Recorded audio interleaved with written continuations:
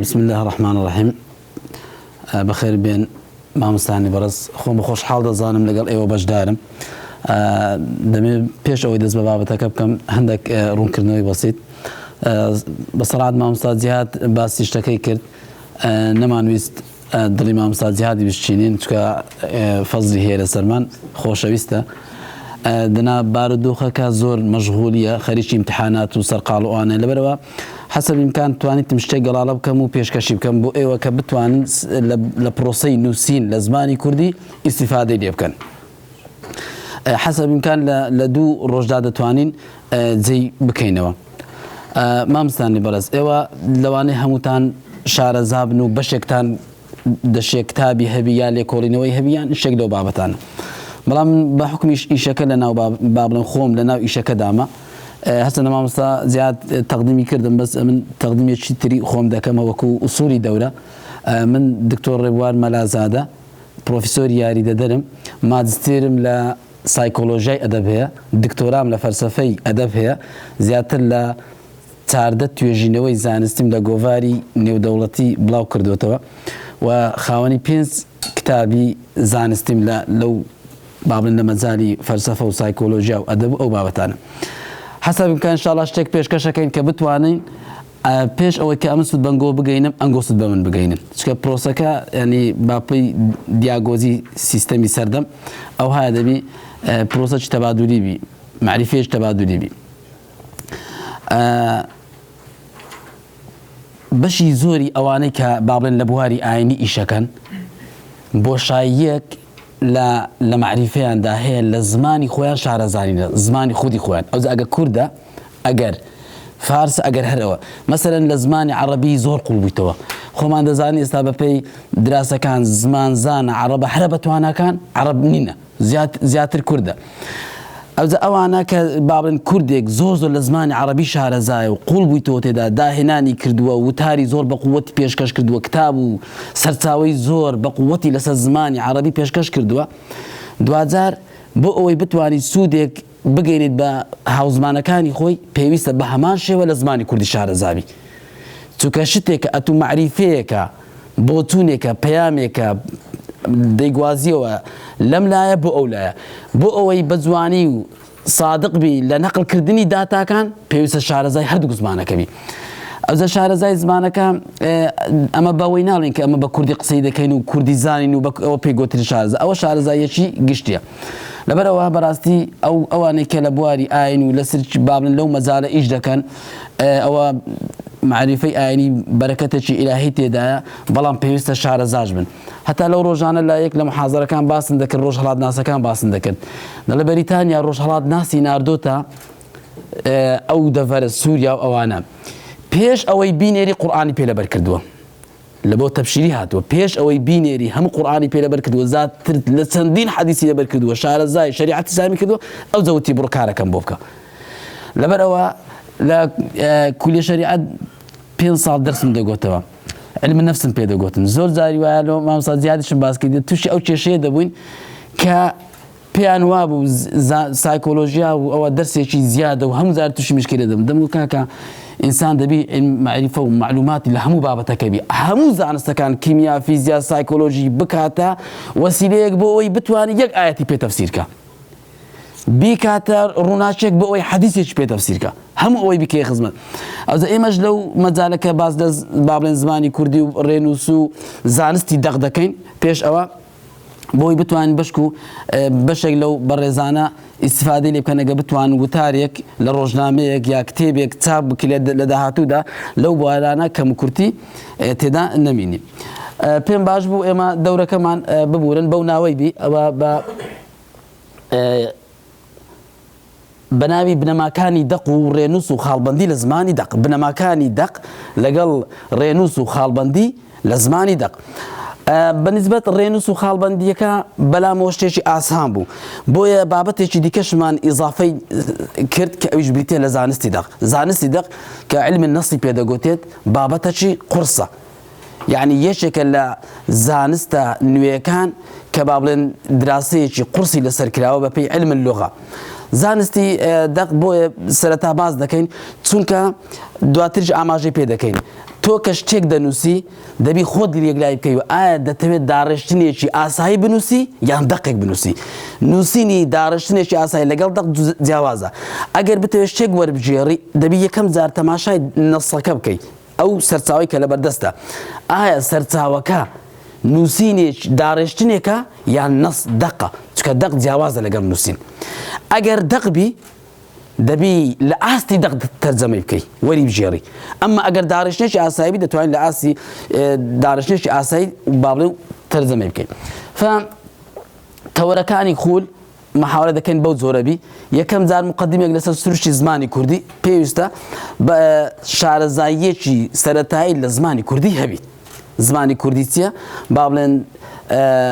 ڕەگ و ڕیشەکەی لە چێن دەرەواتە. دوایە باز لە زمانی ئاخاوتن و زمانی نووسین دەکەین. اینجا دەینە سەر نووسینی کوردی لە نێوان دەق و نادەقدا، چکە ئەمە یعنی ئێستا لە هەر لەم ژوورە چاوم بە چەندین کتاب بکات. بەشێک لەو کتابانەی کە چاپ کراون و ڕۆیشتن بە هەزار لێ چاپ کراوە لە میزانی زانستی کتێبناسیدا بنەی دەرناچی. چکە تو بە کتاب چاپکردن چیە لە وڵاتی نە ڕقابەیەکی سەقافی هەیە، نە ڕقابێکی معریفی هەیە، بڕۆ هەر قسەی ئەعتیادی بنووسەوە و دەتوانی دەستگایەک لە بۆ چاپ کات بێ ئەوەی هیچەوە. فلەبەرەوە ئایا ئەگەر وەکو ئەوەی دەڵێ قەپانێک هەبی ئەو قەپانە کتاب بچێشیت بزانە لە ڕووی ڕێنووسەوە، لە ڕووی معریفەوە، لە ڕووی ئەو شتانە کە لە بۆ دانراوە بەپێ ئەو مەرجوستانداردا عالەمی و ناوخێن دەردەچی بێگومان بەشێکی زۆر لەو کتابانە کە لێرە هەنەوە خوی دوومانێتەوە دەرناچیت. زایمە محاولە دەکەین باسی دەق و نادەقین. دوایە باسی شێوازی نووسین دەکەین. شێوازی نووسین و شێوازی تایبەت ینی نووسەری تایبەت. هەر نووسەرێک شێوازی نووسیمانێ و نووسەرێک دەبی شێوازی تایبەت بەخۆی هەبی. دوایە باسی وەرجێڕان دەکەین. اینجا باسی تەکنیکی نووسین دەکەین. دوایە باسی ڕێنووسی کوردی و خاڵبەندی دەکەین لە زمانی کوردی. محاولە دەکەین هەتا دەق و سروشتی دەق لێرە باسکەین. ئەو سپەیسەکەی کە هەیە ئەوەی دیکە بعد لە بۆ هەفتەی داهاتوو بیت. بەڕێزان زمانی کوردی خاوەنی سروشتێکی تایبەتی خۆی هەیە. سەر بە زمانی بەخۆی ئەوەی کە لەسەر چاوە مێژوویەکان باز دەکرێت هەرچەندەوە ئەگەری زانستیە. با بڵێن ئەوەی توێژینەوەی کە کراوە دەڵێ 7 خێزانە، هەندێک دەڵێن 5 خێزانە. 5 خێزانی زمان بە ئەمە کمەکەیەوە 5 خێزانی زمان دەڵێن لە دنیا، هەندێک دەڵێن 7. ئەو خێزانانە بە دنیادا بڵاو بوونێتەوە. زمانی کوردی سەر بە خێزانی هیند و ئەوروپیەکانە. ئەو کۆمەڵە خێزانە کە لە با بڵێن باکووری ڕۆژهەڵاتی قەفقاسیان نیشتەجێ بووینە کە ڕیوایە دەڵێن لە کوڕێکی حەزرەتی نوحەوە هاتوونە و بەشێکیان بووینە 3 بەرەباب. بەرەبابێکیان کۆچیان کردو بۆ هیندستان، بەرەبابێکیان کۆچیان کردێ بۆ نیمچە دوورگەی بەڵقان و زەیدانوب کە ئەوروپای ئێستا لێ پێکهاتووە هەموو ئەوروپا. بەرەبابێکیان هاتوونەتە خوارەوە بە زنجیرە چیاکانی زاگرۆز و کە کورد و فارس و پاکستان و ئەفغانستانی لێ پەیدا بووە. ئەو سێ بەرە بۆیە کورد لەگەڵ فارسێک زۆر جاری ئەو تووشی ئەو هەڵە دەڵێت زمانی کوردی بەشەکە لە زمانی فارسی. ئەوە هەڵەیە ئامۆزانە. ئامۆزای بەخۆی کورد لەگەڵ فارس ئامۆزایە، لەگەڵ پاکستان بنبن ئامۆزای، لەگەڵ هیندستان بنبن، هەتا وەکو لە هیندو ئەوروپیەکان ئەمە دەگەینەوە یەکدیکە. لەبەرەوە دەبینین هەندێک گوشەی مشتەرەکمان هەیە لەناو بۆ نمونە برادەر لەناو فارسێ و لەناو کوردیشێ، لەناو هیندیشەیە یان ژمارە 1 2 3. زۆر جاریوە کەسە خۆماندی دەکات لە نووسیندا دەڵێ ئەو وشە برادەر فارسیە خان مەسەلەن بەکاردێت لەو پیاوان دەڵێ باڵێن عەبدوڵڵا خان، کەریم خان، ئەوانە کە بەکاردێت دەڵێ ئەو خانە بەشێک لە وشانە نە فارسیە، نە کوردیە، نە هیندیە، نە پاکستانیە. ئەوەی ئەو بەرەبابەیە، ئەو بنەماڵەیە کە وەختی خۆی پێش ئەوەی لێک بترازێن کۆز بکەن هەزاران ساڵی بەسەردابێ ئەو شێوە ئاخاوتنیان هەبووە و ئاسەواری ئەو ئاخاوتنە ئێستا مایتەوە. بۆیە ئێستا ژمارە 1 2 3 4 کوردیش بەکاردێنی، فارسیش بەکاردێنی، هیندیش بەکاردێنی، هەموو ئەوانە و بەشێک لە ئەوروپاش ژمارەکانیان لێک نزیکە چونکە ئەوانە یەک بەرەبابیان هەیە. لەبەرەوە زمانی کوردی وەکو ڕەگەکی سەر بەخۆی هەیە. ئێمەش لەو میراتە بردومانە، فارسیش لەو میراتەی بردوویەتیان. جا بەشێک لە ڕۆژهەڵات ناسەکان لە ئەنجامی مەسائلی بارودۆخی سیاسی و عنسوریەت و دەڵێن ئەوە بەشەکە لە زمانی فارسی یان بەشەکە لە زمانی تورکی. ئەوە بابەتەکی با بڵێن دروستکرا و ناچینە سەرەوە. لە ڕووی زانستیەوە زمانێکە سەر بەخۆیە خاوەنی تایبەتمەندی خۆی هەیە. لە ڕووی دیالێکتەوە زمانی کوردی بازنەیەکە. ئێستا زمانی کوردی بازنەیەکە کە دێ ناو بازنەکەی تووشی مشکلە دەبی چونکە لە چەندین دیالێکت پێک هاتووە. لە چەندین دیالێکت پێکاتوە ئەو جە بەپێی با بڵێن تەختیتی جوگرافی وەرگرە کرمانجی سەر و خوار و هەورامە زازای وەرگرە هەر کەسێک کار لە پرۆسەی نووسین بکە کتابێک وەربگێڕی کاری نووسین بکە دەبی شارەزاییەکی سەرەتایی لە دیالێکتەکان هەبیت چونکە هەندێک گوشە لەوانەیە لە کرمانجی ناوە لە سۆرانی دەست نەکەوتی پەنا دەبێ ئەو لای هەندێک حاڵەتی مەسەلەن نێرومێ لە کرمانجی ناوە لە سۆرانیەکەی نییە دەبی لە شێوەزاری بادینیەکە بەدەستی بینی فلەبەرەوە دەبی ئەتو بەشی ئەوە مطەڵعبی بتوانی لە کاتی پێویست وشەیەکە دەربڕینێکە تعبیرێکی وان جوانە ئەتو بتوانی بەکاری بینی فئێستا ئەوە نووسەری ئێستاش ئەو کارەیە با بڵێن زۆر دەکەین لە ڕووی جۆرەوە زمانی کوردیش وەکو هەر زمانێکی دیکە لە چەندین زۆر پێک دێت زمانی کوردی مەسەلەن زمانی ئاخاوتنمانەیە دواتر باسی دەکەین زمانی ئاخاوتنمانەیە کە زۆرترین ڕێژەی زمان داگیر دەکە لە دوایەوە زمانی نووسینە و زمانی هێمایە زمانی جەستە ئیلی ئاخیری ئەوەش زمانی کوردی ئەو خاسیەتەشیە وەکو هەموو زمانەکانی دیکە ئێستا مە دەمانوێت زمانی کوردی وەکو بوونێکی سەربەخۆ یەکەیەکی سەربەخۆ بسەلمێنێت بەڵێ لە ڕووی مێژوویەوە ڕەگەش سەربەخۆی هەیە لە ڕووی دیالێکتەوە خاوەنی کۆمەڵێک دیالێکتە لە ڕووی جۆرەوە هەر زمانێکی دیکە لە زمانی ئاخاوتن لە زمانی نووسین لە زمانی جەستە لە هەموو ئەو بابەتانە پێک دێت هەروەها لە ڕووی ئەرکەوە بەڵێ زمانی کوردیش هەر وەکو با بڵێن فارسێک و تورکێک و ئینگلیزێک و عەرەبێک ڕۆژانە پەیامی فکری خۆیان پەیامی سایکۆلۆژی خۆیان پێکەوە لە ڕێگەی زمانەوە ئاڵوگۆڕ دەکەن تەبادل دەکەن ئێمەی کوردیش لە ڕێگەی ئەو زمانە کوردی ئەو کارە دەکەین فلەبەرەوە دەکرێت ئەتوو ئەو پەیامە ئاینی کە لە مێشکتدا ئەو پەیامە فکری و فەلسەفی و معریفی کە هەتا لە ڕێگەی زمانی بەکارهێنانی زمانی کوردیەوە دەری ببڕی زمانی کوردی یا هەر زمانێکی دیکە تەسلیم نابی بۆ هیچ بابەتێک تۆ نووسەرێکی لە بواری فەلسەفە ئیش دەکەی بڵێ وەڵا ئەمن بەس زمانی کوردی زانم تەسلیم بووم لەبەرەوەی زمانی کوردی دەرەقەتی بابەتی فەلسەفینە نەخێر دەکرێت بە زمانی کوردی بیرکردنەوە قوڵەکان فکر و فەلسەفە قوڵەکانی پێدا بڕێژی بابەتی زانستی پێدا بڕێژی بابەتی ئاینی پێدا بڕێژی هەر بابەتێک تۆ دەتەوێت بەو شێوە ئاخاوتنەی کە تۆ هەتا دەتوانی پێدا بڕێژی چکە زمان دەرەقەتی هەموو بابەتێک دێ ئەوە یەکێکە لە نیعمەتەکانی خوای گەورە فەمە بە کەیفی خۆمان قسە دەکەین ڕۆژەکەیە جەماعەت ئەمە معتەل بوو بین ئێستا قسە بکەم وەکو شعنی مۆبایلی بڵێم جەماعەت هیچ مفرەداتم هێنەمە زمانم کۆتای پێات بچم دەست دەمە هەندە قاموس و ئەوانە خۆم شعن کەمەوە بڵێم یەڵە وەرن ئەو جەبا دەست پێ بکەینەوە بێ بڕانەوە دەتوانی باسی شتەکان بکەی بێ کۆتا دەتوانی باس لە شتەکان بکەی فلەبەرەوە تەماشا بکە ئەو ئاین وەکو دەڵێ هەموو جەوهەری ئاینەکەوەی لە فەلسەفەی ئیسلام دەڵێ ینی زۆر جار وا دەڵێ یۆستاین گاردەر دەڵێ فەلسەفەی ئیسلام لەیەک دێرکۆ دەبیتەوە هەرچەندە ئایەتەکەشە دەڵێ کاری چاک کاری خراپ بکە مەکە چار وشەی دیاری کردیە نەهی مونکەڕ و با بڵێن ئەوە ئەمر بمەعروفوانە لەو ئەو فەلسەفەکەیە تەماشا بکە ئەم هەموو وتارە ئاینی لە دنیادا پێشکەش دەکرێ دەلالەت دەوەی دەکا ئەتوو دەتوانی زمان بێ کۆتا دەرحەق بە یەک بابەت بەکاربێنی لێی نابڕێ ئەو هەر زمانێش هەر ئاخاوتنێک با بڵێن بێ لە ڕووی سیستەمی زمانیەوە زمانی کوردی بەش بەڕێستان شارەزای ڕێزمان و قەواعیدی با بڵێن عەرەبی ئەوانە زمانی کوردی وەکو هەر زمانێکی تری دنیا سیستەمەکی ڕێزمانی تایبەت بەخۆی هەیە بەڕێزان زۆر گرینگە شارەزای ئەو سیستەمە ڕێزمانیە بیت چونکە بۆ نمونە ئەگەر لەگەڵ زمانی عەرەبی ئیش بکەیت یا لە زمانی فارسی بتەوێت کار بکەی و شت وەربگێڕی با بڵێن زمان عەرەبیەکە وەربگرین بە شێوەیەکی گشتی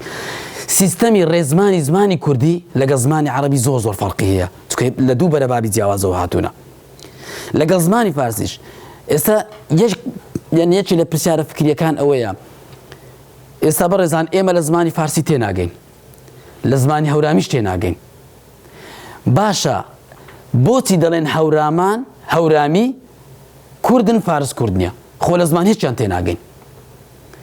سەرەڕای مەسەلەی خاکەکە و دابوونەریت و کولتوری نزیکەکە سیستەمە ڕێزمانیەکەیە سیستەمی ڕێزمانی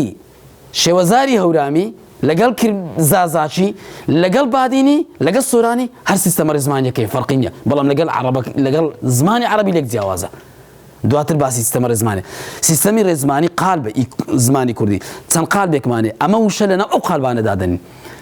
سیستەمی ڕێزمانی زمانی عەرەبی بە پێی ڕێزبوونی بکەر و فعل و فاعل و ئەو بابەتانە ئەوانش قالبی خۆیانەیە ئەوانیش کەرەستەی زمانی خۆ وشەکە لەناو ئەو قالبە دادەنێن جا لەبەر ئەوە زۆر جار بێ وشەی وان زۆر خەڵک لە تەرجەمە تێدەکەوی کە دەڵێ تەرجەمەی 20تانە بەڕێزتان تەرجەمەی حرفی هۆکار بەس وشەکە دەکاتە کوردی ئەمما قال بە ڕێزمانیەکەی نەگۆڕیە یەکێک لە گەورەترین کێشەکان کە ڕوبەڕی خوێنەری کوردی ئەو سەردەمە دەبیتەوە بریتێ لەو تەرجەمە حرفیە هەموو کەسێک ئەو توانایی نیە سیستەمە ڕێزمانیەکە چونکە سیستەمە ڕێزمانیەکە ئەتوو دەبی پەڕێک بە تەواوەتی بخوێنیەوە تێگەیشتی پەیام و مەبەستەکان دال و مەدلولەکان بە ڕێزمانی کوردی دابڕێژیەوە لەگەڵ مفرەداتی کوردی بەڵێ ئەتوو دەزانی ئەو کەلیمە ماناچێ ئەو ماناچێ بەڵام لە ڕێزمانی کوردی هێندە مطەڵعنی بتوانی سیستەمە ڕێزمانیەکە دابڕێژیەوە لەبەرەوە زۆر جاری وە هەر قال بە ڕێزمانیەکە عەرەبیەکە دەینی بکەر و بەرکار و شتەکانی وان لەناو دادن ئەوە پشێوێک دواتر لەوانەیە ئاماژەی پێ بکەن پشێوێک لە تێگەیشتن دروست دەکات حتا لە سیغەی هەواڵەکان ئێستامە زۆر جاری وە هەواڵێک دەبینی چکە من بە حکمی لە دەستگای ڕاگەیاندن ئیشم کردووە هەموو ئەو هەواڵانەی دادەڕێژرێ تەرجەمەیە هەواڵە دەرەچیەکان لە بواری باڵێن تەرجەمە تەماشا دەکا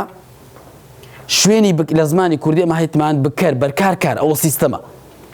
شوێنی بپەی خۆی بە ئارەزوی خۆی پاش و پێش دەکات چکە لە عەرەبیەکە تەرجەمە کردی لە فارسیەکە تەرجەمە کردی لێ ئەمە زۆر جاج ئەو قسەم کردووە گوێ لە هەواڵەکان ڕادەگرین هەواڵەکان ئەوەیە وەکو هەواڵە داڕشتنی هەواڵ زمانی عەرەبی جەزیرەی تەماشاکە خوێندەوارێک نەخوێندەوارێکی عەرەب تێدەگا ئیشباعی دەکا ئەوەی ئێمە بەڕاستی خوێندەوارەکەشمان لە هەواڵی کوردی تێناگە زۆر زار لە مەجلیسێک دانیشتن گوێ لە هەواڵێک ڕادەگرین سبەینێ بەهۆی باران بارین ئەوە عەلە ئەساس چووە هەواڵەکە تەواو بووە ئەم زۆر زار خۆم گوێم لە داکەم بووە لەوانەیە کرێ ئەرە دەڵێ ئێستا سبەینێ بۆ عوتڵیان نا پاشەوەی مودەتێک خۆش گوێمە مەفهومەکە هەر نەدایە ئەوە سیستەمە ڕێزمانیەکەیە جا لەبەرەوە سیستەمە ڕێزمانیەکە زۆر گرینگە شارەزای سیستەمی ڕێزمانی بی ئێستا باس لە چەند کەسێک دەکەین مەسەلەن هەژار موکریانی مەسعود محەممەد ئەوانەتان بیستووە کە مەسعود محەممەد دەڵێن عەرەبیزانی وەکووی لە سەدە دووبارە نابیتەوە کە ینی زۆر با بڵێن عەرەبیزان پێی معجەب بووە هۆکارەکە چییە؟ هۆکارەکە مەسەلەن پێش ئەوەی ئەو عەرەبیزانە بی ڕێزمانی کوردی ئەو دەستی هەیە لە داڕشتنی ڕێزمانی کوردی دەستی هەبوو لە داڕشتن جا لەبەرەوە زمانی کوردی خاوەنی سیستەمەکی با بڵێن ڕێزمانیە سیستەمەکی زمانیە ئەویش چەند دەگرێت چونکە سیستەمی زمانی زۆر شت دەگرێتەوە ئاستی دەنگ ئەمە هەندێک دەنگمان هەیە تایبەتە بە زمانی کوردی لە زمانی عەرەبیدا نییە ئایا تا چەند ئەتوو ڕێگەت پێدراوە جائیزە دەنگ ئەوەی کانگۆ با بڵێن لە نووسیندا بڵێ پیتە عەرەبیەکان وەرجێری لەبوو مەسەلەن تا و با بڵێن ث و ذ و ئەوانە دەرببڕی ئەتوو بێ چیرۆکێکی منداڵان وەرجێڕی چیرۆکێکی منداڵان وەردەجێڕی لە بۆ لە زمانی عەرەبی لە زمانی کوردی ئەتوو دەبێ ئەو دەنگانەش وەرجێڕی دەنگەکانش وەرجێڕی ناکری ئەتوو ضاد و با بڵێن ث و ئەوانە لە بۆ منداڵی کورد چونکە ئەو نوع دەنگانە لە قوتابخانە فێری نەکراوە هەتا بەخۆی متەتەور دەبیت و بەخۆی وەردەگری فلەبەر ئەوە دەبی یەکەم جار کار لەسەر سیستەمە ڕێزمانیەکە دەنگ دەگرێتەوە ئەو جا ژئە گئە ئەو دەنگانەی لە زمانی عەرەبی هاتیە بەدیلەکەی چییە بۆ نمونە لە زمانی کوردی من زۆر جار دەڵێن ناوی عەرەبی زۆر خۆشە ئەم خۆم زۆرم پێ خۆشە بەس کورد ناوەکەی تۆزێک سەقەت دەکە چونکە ئەو تەلەفوز و فۆنەتیکەی کە زمانی عەرەبێک دەردەبڕی کورد دەرنابڕی ونیە ئەمە دەڵێ عائیشە ئەوجا ئەمە دەڵێن حایشە مەریەم مەریەمە مریەم ونیە فاتیمە فاتم بزانە ئەو فۆنەتیکە قورس و جوانەی کە لە زمانی عەرەبیە کە ئەمە تەرجەمەمان کرد چیری دەکرێت فلەبەرەوە ئەنی دەنگ زۆر گرینگە ئەو جا دێتە سەر وشە چۆنە حتا وشەی عەرەبیش کە ئەمە بەکاری دێنین دەبی بیخینە ناو قالب و ڕێنووسێکی زمانی کوردی ڕێنووس و قالبی با بڵێن زمانی کوردی اینجا دێتە سەر ئاستی گرێ فرێزە دوای دێتە سەر ئاستی ڕستە لە با بڵێن ڕستە چۆنە لە زمانی عەرەبی چۆنە لە زمانی فارسی چۆنە لە زمانی کوردی چۆنە حتا ئەگەر وتارێکی شت نووسی مەسەلەن شوێنی بکەر لە چێن دەرە شوێنی بکەر چونکە ئەتوو کە هەواڵێک دادەڕێژی وتارێک دەنووسی زۆر جاروێنیان لە چیرۆکی تەکنیک هەیە دەتەوێ وەکو داوی بدەیە خوێنەرەکە بە دوای خۆت ڕابچێشی نابی زۆر زاری وایە ئەتوو کارکتەرێکە شتێک ئەنجام دەدا باسی دوو حەدەسێک دەکەی ئازاد لەگەڵ ئەحمەد بە کێشە هات ئەحمەدی کوشت هەواڵی کوشتنەکە ئێستامە زۆر زاریوە لە فەیسبوک لە ڕۆژنامە شتێک دەخوێنیەوە کە زانیت مەسەلەکە چییە تەواوی ناکەی هەمومان ئەوەمان بەسەراتیە زۆر شتمان کردیتەوە کە زانیمان مەسەلە چییە لە نیوەی بەجێمانە شێش شتەکەمان دەخوێنێتەوە جا ئەوە سیستەمی هەروەها سیستەمی واتای تایبەتی خۆی هەیە سیستەمی واتاش دەبیتە پراگماتیک و ئیدیۆم و دەبیتە سیمانتیک و ئەوانە ئەگەر هەرچەندە ئەو کاتەمان نییە بەڕاستی باس لەو تایبەتمەندیانی زمانی کوردی بکەین کە بریتە لە ئیدیۆم و پراگماتیک و سیمانتیک و ئەو بابەتانە فلەبەرەوە زمانی کوردی تایبەتمەندی خۆی هەیە دەبی شارەزای ئەو تایبەتمەندی هەردووچی بی و شارەزای هەردوو کلتورەکەش بی بەڕێزان هەردوو کلتورەکە شارەزای هەردوو فەرهەنگەکە بی هەندێک شتەیە دواتر باسی دەکەین بۆ نمونە ئیدیۆم دەزان ئیدیۆم چییە؟ ئیدیۆم ئیدیۆم با بڵێن هەندێک ئەو شانێک کە مەجازە بۆ نمونە ئێستا من ئەگەر ئێستا بە ئێوە بڵێم ئازاد دەستی کورتە چ مانایە کە دێتە ناو مێشکی؟ هەژارە قەت ئەوە نایەتە ناو مێشکت کە ئازاد قۆڵی کورتە وانیا ئیدیۆم ئاخر شتە لە زمان فێر دەبی زۆر قورسە منداڵ نازانی و ئەمە دەستکورتمان هەیە ئەگەر کەسێک سەروەت و سامانی نەبی پێی دەڵێن دەستکورت ئایا فارس ئەوەی هەیە عەرەب هەیتی دەستکورت ئەو شانە تایبەت ئیدیۆم تایبەتە بە کورد یعنی مەسەلەن بۆ نمونە زۆر جارش ئەومان جێڕایتەوە دەڵێ ئینگلیزێک میوانی کوردێک بووە نابی ئیدیۆم تەرجەمە بکرێ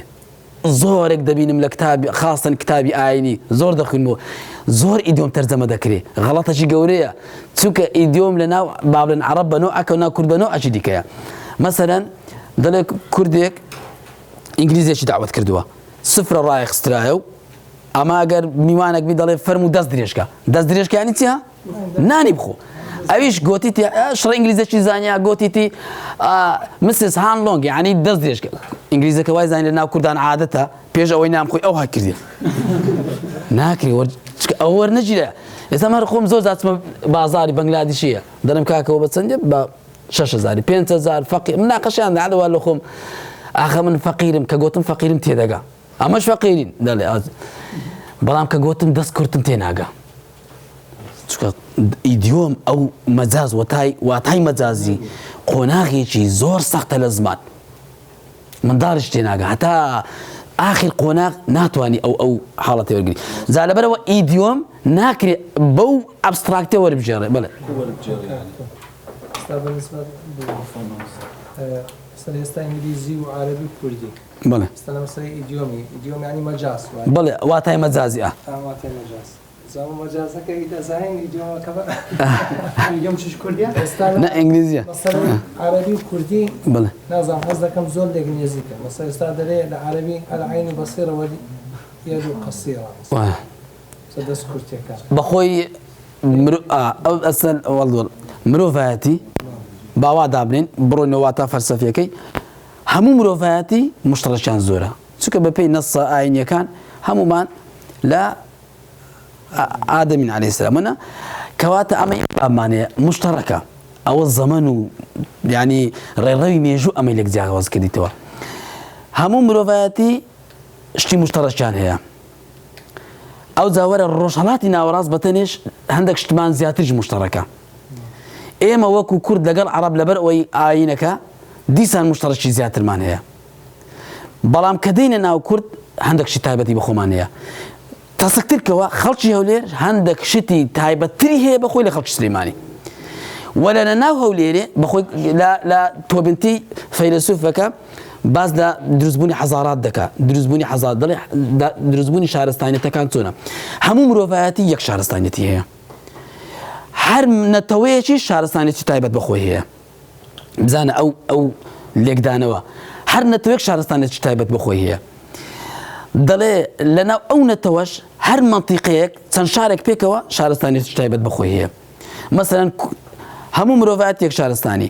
ڕۆژهەڵاتی ناوەڕاستێک شار کورد بەتەنی شارستانیشی وەرە باشوورەکەی بەس هەولێر و سلێمانی و دۆک شارستانیش تایبەت بە خۆمانەیە جیاوازە لەگەڵ کوردەکانی بابن ئەوەی کە دەڵێن ئێران و تورکیانە دەی خەڵکی هەولێرە جیاوازە لەگەڵ سلێمانی لەناو هەولێر چەند عائیلە و بەرەبابێکەیە هەر عائیلە و بەرە شارستان تایبەت خۆی لەناو یەک بەرەبابیش ئێستا ئێمە لەگەڵ ماڵی مامان شارستانیەتی ئێمە لەگەڵ ماڵی مام جیاوازە لەناو یەک عائیلەش من وەکو تاشێک خاوەنی شارستانی بەمانای تەبیعەت و دابوونەریت و بیرکردنەوە ئەفکاری تایبەت وەرگرێت شارستانیەتی من لەگەڵ برایەکەم جیاوازە ئەوجا چ زای لەسەرێ دێ خوارێ چ زای دەچیەوە سەرێ جاوەی کە باس کرد لەگەڵ عەرەب بەڵێ زۆرشتی مشتەرەکمان هەیە لەگەڵ عەرەب زۆرشتی جیاوازیشمان هەیە لەگەڵەوە ئەوجا ئاینەکە پێکەوەی بەستاینەوە چەند شتێک بێکەوە بەستاینەوە یەک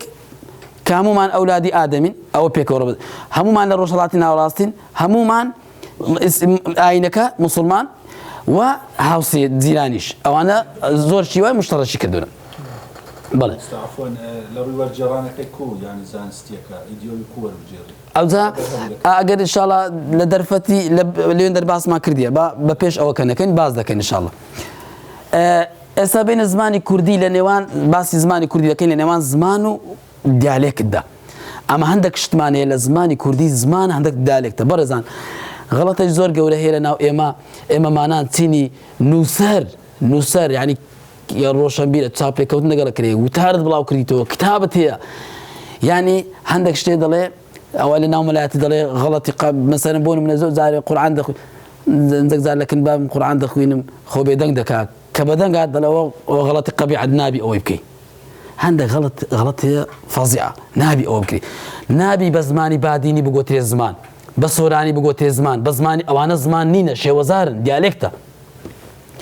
زمان بازنەیەکە هەمووی دەگریتەوە دیالێکت لەناو ئەو زمانی دێنا ئەو زمان لە چەند دیالێکتێک پێک دێت بەڕێزان تەماشاکەن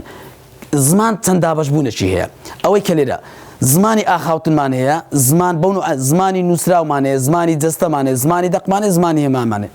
زۆری دیکەش هەیە ئەمە لێرە باورم باسی ئەوەن دەمان کردووە دیالێکت جۆرەی دیکەی دابەشبوونە جا لە زمانی کوردی تایبەتمەندی ئاخاوتنی هەیە بەڵێ تایبەتمەندی ئاخاوتنی هەیە زمانی وەکو هەر زمانێکی دیکە زمان چییە بەڕێزان ئامرازێکەوەی کە پێناسەکراوە و پێناسەمانە زمان ئامرازێکە لە بۆ تەبادولی معلومات بیرکردنەوەکان خەیاڵ ئیحساس هەستەکان بارودۆخی عەقڵی و سایکۆلۆژی کەسەکان ئاڵ و گۆڕ دەکات هەمیشە ئەوە بە ئاخاوتن ناکرێ هەندێک جار بە نووسین دەکرێت هەندێک جار بە هێما دەکرێت هەندێک جار بە ینی جوڵەیەکی بچووک دەکرێت زمانی ئاخاوتن هەیە زمانی ئاخاوتن ئەوەی کە ڕۆژانە ئێمە قسەی پێ دەکەین کولی کەسێک لە خوێندەوارێک باسکەین وەکو بەڕێستان کولی کەسێک خاوەنی چەندین زمانە ئێستا زمانی کوردی دەزانی بەڵام لەناو زمانەکەت هەیە ڕۆژانە قسەی پێ دەکەین زمانەکەت هێشت پێ دەنووسی زمانێکی دەستەت هەیە زمانێکی هێماشت هەیە زمانی دەقیشت هەیە ئەوانە ڕۆژانە بەکاردێنێت و بۆ ئەوەی کە لە ناو مێشکدا بگەینەوە کێشەمان لە زمانی ئاخاوتن نییە زمانی ئاخاوتن هەمومان بەکاردێنین و ئەوانەی کە ئێستا دێی با بڵێن کە دێ سەر زمانی نووسین لەوانەیە تۆ فکرت لە خۆت نەکردبیتەوە کە شتێک دەنووسی بۆ نمونە من کە قسە دەکەم ڕێبوارێکم کە شتێکم نووسی ڕێبوارێکی ترم چونکە هەموو ئەو شتانەی بە زمان دەری دەبڕم ناتوانم بنووسم ئێستا بڵێم یاڵا بەڕێزان سەر و داڕشتێک لەسەر دایک بنووسن دایک ئەو کەلیماتانی کە ئەتو لەنا داڕشتەکەتە یان وشەی دایک کە بەکاردێنین لە ئاخاوتن بەکار ناینی ئێستا من خۆم بە داکمان دەڵێن هۆدا دەکرێت داڕشتێک بنووسی هۆدا نیعمەتی خوایە و هۆدا ژنەشی باشە و هۆدا ئەو هایەوە نا دەوەرە بنووسە فەرقی چییە لەو نانووسی ئەوە مڵکی ئاخاوتنە بەڕێزان ئاخاوتنی ڕۆژانە لە نووسیندا ئەتو کەسێکی دیکەی مەسەلەن خەڵکی ئەو لێرە دەڵێ دەستمە ماری خارم وەرە من بێ بڵم کاکە بنووسە بەسەراتی دەڵێ دوێنێ بۆ نمونە دەڵێ من دوێنێ دڵم درم مەسەن با بە شێوان قسە بکەین دەڵێ درم تەنگ بوو چوومە ماری خارم دوێنێ بڵێم وەرە بنووسە بیکە ناکری ئەو قسەی بنووسی ونیا دەڵێ دوێنێ دڵم تەنگ بوو چوم بۆ ماڵی خاڵم بێ ئەوەی تۆ ئاگاد لێبی دەستەڵاتت بەسەدا بشتێ ئەوە زمانی نووسینەکەیە کەسە دووەمەکەی دیکە دێ دەڵێ لاکۆ کە هاتە نووسین دەڵێ ئیشی تو نەما ئیشی تو بەس قسەکردن ئەو ئیشی منە جا لە نووسیندا یەکێک لە کێشەکانی ئێمە ئەوەیە زۆر جاری وایە وتارێک شێوازی ئاخاوتنی ڕۆژانی پێوە دیارە نابی پێوە دیار بیت تەنها لە یەک شوێن ڕێگەدراوە ئەو شوێنە چییە؟ لە تیرۆک و ڕۆماندا لە تیرۆک و ڕۆماندا نابی تەسەنوع بکەی ئاخاوتنەکە کۆ ئەوە دادنێ تام و چێش مەسەلەن تام و چێژەکە دەوەدایە بەڵام زمانی ئاخاوتن کە ئەمە بەکاری دەینین زمانی نووسین جیاوازە زمانی نووسین بیرکردنەوەی قوڵی تێدایە داڕشتنی تێدایە لە هەمان ئەو دەقەی کە ئەتووشت دەنووسی تەدقیق دەکەی ڕێنووس دەکەی تایب دەکەی هەموو شتە زیادەکان تەزغیری دەکەی مینیمایزی دەکەی پرۆسەی نووسینەکە لەبەرەوە ئێستا دەتوانی 2 سەعات 3 سەعات لە سەدای قسەی بکەی بەس وەڵڵاهی زۆر قورس داڕشتێک لە سەدایەک بنووسی وەرە خۆت تاقیب بکەوە دەتوانی چەند چونکە نووسینی داڕشتێک لەسەر شتێک مرۆڤ لە دیوی ژۆرەشت هەیە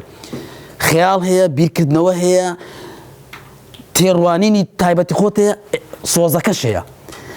ئەتو باسی دایکەکەی دەبی ئەو دوای تێکەڵکەی ئاوێتەکەی بیکێ بە زمانی نووسین دەری ببڕێ کارێکی ئاسان نییە باش بابەتەشی ئاسان و ئەوە بی لەبەر ئەوە شێوازی ئاخاوتن لەگەڵ شێوازی نووسین دووشتی زۆر لێک جودانە لە شێوازی نووسین دەبی ڕەچاوی زۆر شت بکرێ با بڵێن لای زمانی جەستە بەڵێ کورد زمانی جەستی تایبەت بخۆی ئەمە زمانمان هەیە دیسان مرۆڤایەتی لە هەندێک زمان لە جەستە مشتەڕەکە بەڵام هەندێک شتیش هەیە حرەکات سەکەنات لە زمانی جەستە تایبەتە بەخۆی هەر میلەتێک تایبەتە بۆ نمونە ئەگە سەلام بکەین ئەوا دەکەین هەندێک نەتەوە مەسەلەن هەندێک ئەوها دەکەن وانە تەماشاکە بە پێی نەتەوەکانیش حرەکات و سەکەنات دەگۆڕێ ئەوە دیسان تاچێک با بڵێن جیاوازی زمانی ئاخاوتن و نووسین چییە بەڕێزان زمانی نووسین زۆر قورسە لەبەر ئەوەیە تو کتابەکەت نووسیە ئەو کتابە نیوە شەو بە تەنیایی دەکەوێتە بندەستی خوێنەر بەڵام ئێستا من کە قسە لە بۆ تو دەکەم چاویشم بەشێک لە پەیامەکە دەگەینی دەستیش بەشێک لە پەیامەکە دەگەینی نەبەڕات و تۆنی سەوتیشم بەشێک لە پەیامەکە دەگەینی زۆر شت مشتەڕەکە تاوەکو ئەو ئەفکارێکە من هەیتم نەقلی بکەم لە بۆیە با لە زمانێ بەس لە نووسیندا بەس نووسینە بۆیە ئایا تۆ دەستەڵاتت بەسەدادەشی ئەو پەیامەی کە لێ ناو مێشکتدا بەو نووسینە دەری ببڕی نیوە شەو دەکەویتە بندەستی خوێنەر کەسی نەکەینە لەوەی ڕوونکاتەوە لەبەر ئەوە زمانی ئێستا لە ئاخاوتندا زمانی جەستە مشتەڕەکە زۆر جاری وایە لە محاضەرێک لە وتارێک بەس بە حرەکات بەلێو مەسەلەن لێو چکە تەماشاکردنی خودی مامۆستا با بڵێن حرەکات و سەکەنات ئەوە لە تەڕایق تەدریسی هەیە پرۆسەی تێگەیشتن خێراتر دەکە مامۆستای مغلقمان هەیە یان خەتیبی مغلق ئەو یەکێکە لە با بڵێن خاسیەتی خەتیبی یا با بڵێن وتاربێژی ناسەرکەوتوو چییە مغلقە دادەنیشی دوو هین هەیە یەدە هەیە لەسەر مینبەری لەسەر مەنەسەکەیە دەست دادەنێت و دەست بە قسەی دەکە خەتیب دەبی کراوە بی دەست نابی ئەو هاتوو مغلق بی و نابی چاوت لەبەر خوارەوی دەبی چاوت بە عەدالەتی بڕوا بەسەر هەموو ئەوەکان ئەوەی کە لەکنتە دەبینی یەک لەو لای خەوی دێ تەماشای ناو چاوی دەکەی دەهینیەوە ڕۆیشتی پرۆسەی یعنی لە سایکۆلۆژیاتە تەدقیق کراوە هیچ کەسێک نییە سەعاتێک نیو سەعات گوێ لە مامۆستایەک ڕابگری هەر نیو سەعات منتەبیه بووبی ڕۆیشتی لەو نیو سەعاتەی زۆر ڕۆیشتی دەبی ڕۆیشتی بە خەیاڵ مشکلەی هەیە مشکلەی کێشەت هەیە ئەوە بتوانی بە چاو بهینیەوە بەس نووسین ئەوەی تێدا نییە توانە زمانیەکەت چۆنێتی داڕشنەکەت شێوازی ڕێنووسەکەت با بڵێن تەنەفوسەکە دواتر باسی دەکەین ئەوانە تەرکیزەکە دەینەوە ئەتو ئایا زۆر دەبی مطلعبی لەو بابەتانە بتوانانی شتێک لەو بابەتانە دابڕژی زمانی دەقمانەیە زمانی دەق زمانێکی قورسە ئەوە تایبەتە بە نووسەری بەتوانە هەموو نووسەرێک ئەو زمانەی نییە زمانی دەق لەگە زمانی نووسین جیاوازە دواتر باسی دەکەین نووسەری زۆر بەتوانە یا شاعیر یا ئەدیبی باش خاوەنی ئەو زمانەیە زمانی هێماشمانەیە ئەو هێما و لۆگۆیانە ئەو لۆگۆیانی مەسەلەن زۆر جاری ڕسمی کامیرەیەک دەکرێت زەربەچی پێدادێ ئەوەش زۆرێکە لە زمانی کوردی ئەوانەش هەیە دیالێکتمانەیە بەڕێزان دیالێکت لە زمانی کوردی چەند دیالێکتمان دابەش بوون بەپێی دیالێکتی ناوچەیی وەکو کرمانجی سەر و کرمانجی خوار و کرمانجی ناوەڕاست و ئەوانە. نووسەری گەورەی کورد ئێستا دەڵێن زمانزانی کورد ئەگەر کاتەکە تاوا بوو مامۆستا ئاگادارم کە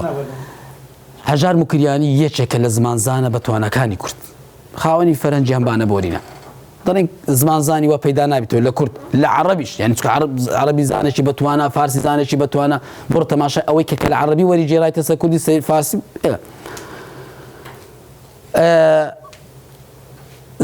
ئەوەی لە بواری نووسین ئیش دەکا بەڕێزان دەبی شارەزای دیالێکتەکانی زمانی کوردی بی کەم تا زۆر بەپێی توانای خۆی ناکرێ ئەتوو هیچ ئاگاد لە شێوەزاری هەورامی و بادینی و با بڵێن لای شێوەزاری ئێرە نابی دەبی ئاگاد لەوەکەی بی چووکە پرۆسەی نووسینە حیسابی ئەوەی بکە ئەتوو یعنی ئەگەر بەس خەڵکی ئەو هەولێرە بی و خۆت خنکاندبی لە ناو هەولێرێ شارەزایەوە بی کەواتە ئەو کتابی کە ئەتوو نووسیتت ئەو تارە نووسیە بەس بۆ ئەو شارە نووسیتت ئەتوو ونیا ئەوە ئێستا ئەوش کەلچی نەما ئەو بەش بەڕێزان ئەتوو دەبی لە ئاسۆیەکی گەورەتر بنووسی حیسابی ئەوەی بکەی مامۆستایەک لە یەکێک لە گوندەکانی شنە و مەهاباد کتابەکەی تو دەخوێنیتەوە لە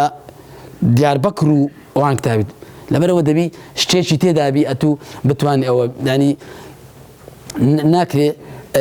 خۆت تەنها لە شێوەزارێک مغڵقەکەیت ئەوزە دیالێکتی ناوچەی ئەوان دەکرێت دیالێکتی ستاندارد ئەوە لە زمانی کوردی کێشەی لەسەرە هەمانە نیمانە ئەو بابەتێکی دیکەیە ئێستاگە باسی بکەین لە چەندین محاضەڕی دەبێت ستاندارد ئەوەی کە لە زمانی عەرەبی قورئانی زمانی فوسحی پێدەگوتێت و لە زمانی ئینگلیزی زمانە ستانداردەکەیە دیالێکتێکی ترمانەیە بەڕێزان دیالێکتی فەرمی دیالێکتی ناوچەی هەموو کەسێک ئازادە بە شێوەزاری خۆی قسەی پێدەکات و بەکاری دێنی دیالێکتی فەرمی ئەو دیالێکتەیە لە شوێنە فەرمیەکان بەکاردێنرێت شوێنی فەرمی ئێستا من هەندێک دەڵێن ئێستا لە ئێوە پرسم ئەمن خەڵکی چێن دەرم ئەگەر تەنها بە شێوەزارەکە زانیت ئەمن خەڵکی چێن دەرم ئەوە زوعف لە مندایە چونکە ئێرە شوێنێکی فەرمیە دەبی ئەمن بە فەرمی قسەی بکەم نابی هێندە شێوەزارەکەم بەسەردا زاڵ بیبی ڕاست بمناسنەوە خەڵکی ئێوێن دەرە ئەوە تو لە شوێنێکی فەرمی ئیش دەکەی ئەوجا کە دەڵێن خەتیب بەرزانە مەبەستم وتاربێژی ئاینی نییە خەتیب ئەوجا خوتبەی سیاسیە کۆمەڵایەتیە ئیلی ئاخیری لە مەرحەلەیەکی کولیەی بەڵێ نقطە بەشڕاکردن ئەو پرسیارش کرد دێگۆ سلێمانی دێگۆ خۆش ناوە ئەجا ئێستاش نەمتوانی وەزاڵ بم بەستە شێوەزاری خۆمدا لەبەرەوەی ئەمە عایلەشی کۆمەڵایەتینە بەس مەبەستم چییە نابی ئەتوو خوتبەی دەدەی بە شێوەزارێکی زۆر بەرتەشی ناوچەیی چونکە خوتبەکەت بڵاو دەبیتەوە خوتبەکەت کە بڵاو بووە لە یوتیوبی لە شوێنێک مامەڵەی دەقی لەگەڵدا دەکرێ دەقە فەلەبەر ئەوەی دەبی بە شتەشی فەرمی ئاخاوتنێکی فەرمی قسە بکە یا لە شوێنی فەرمی ئەمە با بڵێن شێوەزارێکی فەرمیمان دەبی هەبی با بڵێن کە هەیە ئەمە قسەی پێ دەکەین دیالێکتی ترمانەیە دیالێکتی کۆمەڵایەتی دیالێکتی کۆمەڵایەتی ئەوەش بەپێی بارودۆخی کۆمەلگا دەگۆڕێ بەرەزان لە نووسیندا دەبی ئەوەت پێوە دیاربی نووسین بڵێ وڵا بەنسبەت ئەوەی کە لە کاتی خوتبە یان هەتا نووسینیش بڵێ ئێستا تەماشا دەکەی ئەگەر لۆن بە ناوچەی بنووسرێتن ینی هەز دەکرێتن ئیستیزابەشی باشی دێ ویسا لە بۆ نمونە لە فەیسبووکی لە چیرۆکە شتە کە دەنووسرێتن بە شێوەزاری هەولێری ینی هەز دەکەی خوێنەری زۆرە سەرە بۆ نمونە ینی گروپی لۆ ئێستا من بۆکو هەولێری ئەگەیان خەڵکی هەولێری لەسەر ینی کە وتاری دەدەم برێم بۆ شێوەزارەکەم بکەمە ستانداریان فەرمی لەوانەیە ئەو ئیستیزابەی نەبیتن لۆ خەڵکی هەولێری جوانە ئەوجا مامۆستای بەڕێز دوو سێ شت جارێک چیرۆک دەبی پابەند بی چیرۆک و ڕۆمان دووشی زۆر لێک جیاوازن ئێستا یەکێک لە ینی لە غەڵەتەکان کە خۆم لە ڕخنە ئیشم کردێت جارێک با بڵێن درامایەک لەو درامایانە درامای نازانم ئەوەی کە یەکێک لە ڕخنەکان کە ئەوەی درامای مەموزینیان کردو گەگوتم مەموزینی ئەحمەدی خانی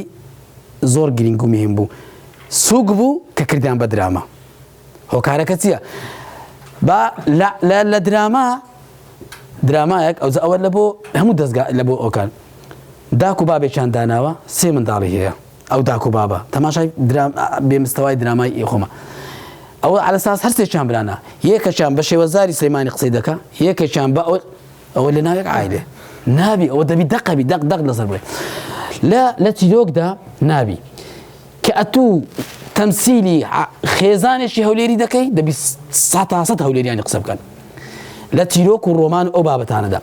ئەمما کە دێ سەر وتار تەکلیف لە خۆت نەکەی مامۆستای بەڕست چۆن ون دەبی شێوەزاری خۆت چۆن ون دەبی ئێستا بۆچی دەڵێ بۆ نمونە دایکی من لێرە بی ئەم جارە لە کولێ برادەرمە بوو دەچینەوە ماڵێ خەڵک سلێمانی بوون هەر ئەواتن دایان گۆ بە قورئان ڕێبوەرە مەیز لە دایکی تو تێناگەین قسەکەی ڕاستە شێوەزاری مامۆستای بەڕست شێوەزاری ناوچەی خۆت چۆن ون دەبی خوێندنەوەی کتابی زۆر گوێگرتن لە وتاری زۆر متابعەی زۆر مفردات و دەربڕینت گۆڕانکاری بەسەدادێ ئەمن ناڵێم تەسەنوع لەعنی با بڵێن لە زماندا بکەی زەخت لە خۆ بکەی بۆ ئێلوێ کام کەیە بۆ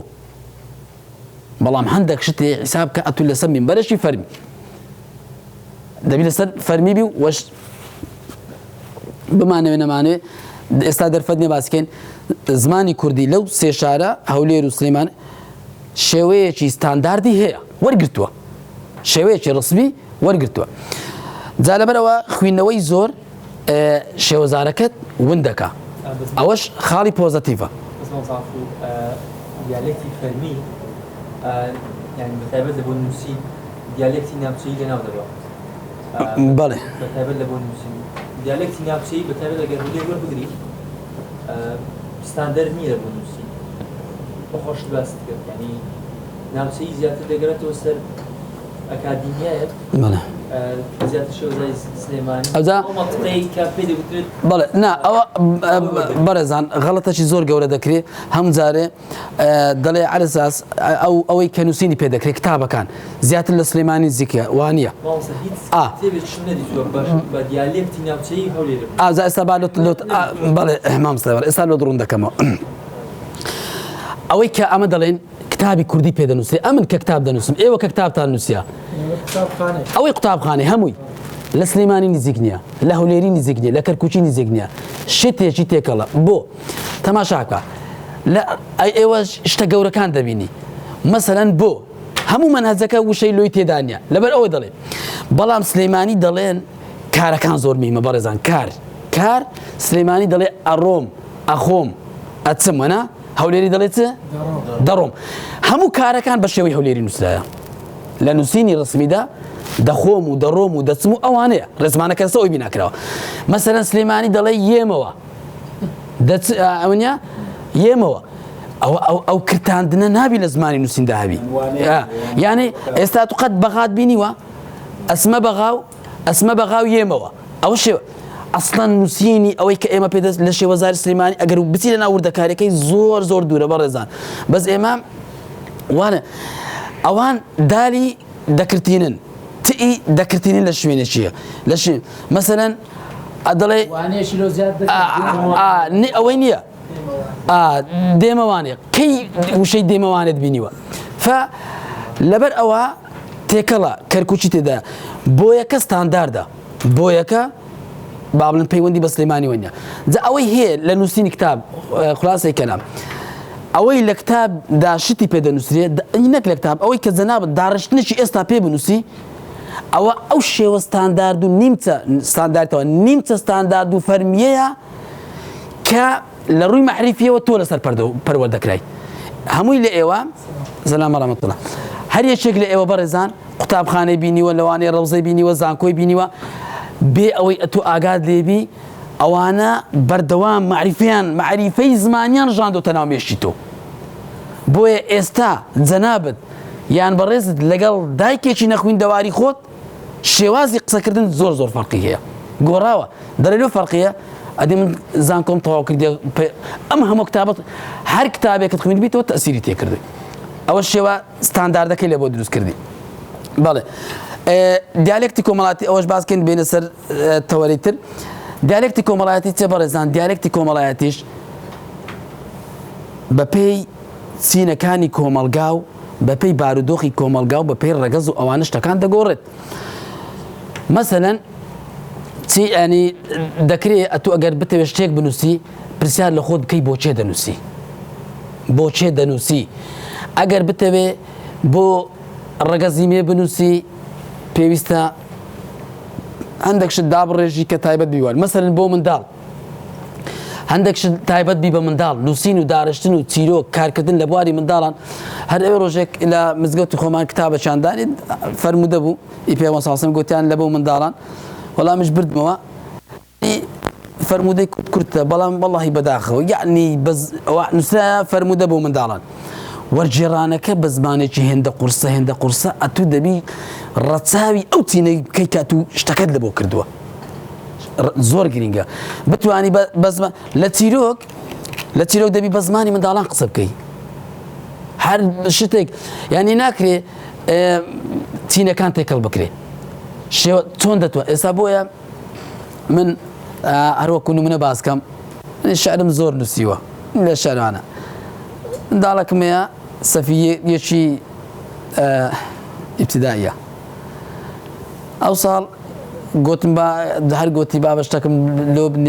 فێرکە و ئەوانە گوتم با شعرێکی لۆ بنووسم شعرێکم لۆ نووسی لە بۆ منداڵ زۆر قورستر بوو لەو شعرەی کە بە چێشی عروزی عەرەبی نووسیتم دابەزین لە بۆ ئاستی منداڵ بتەوێ بەو زمانە قسە بکەی کارش بۆیە شاعیری منداڵان نووسەری منداڵان زۆر دەبی تایبەت بیت لە مەعریفە گەورەکان دەمژی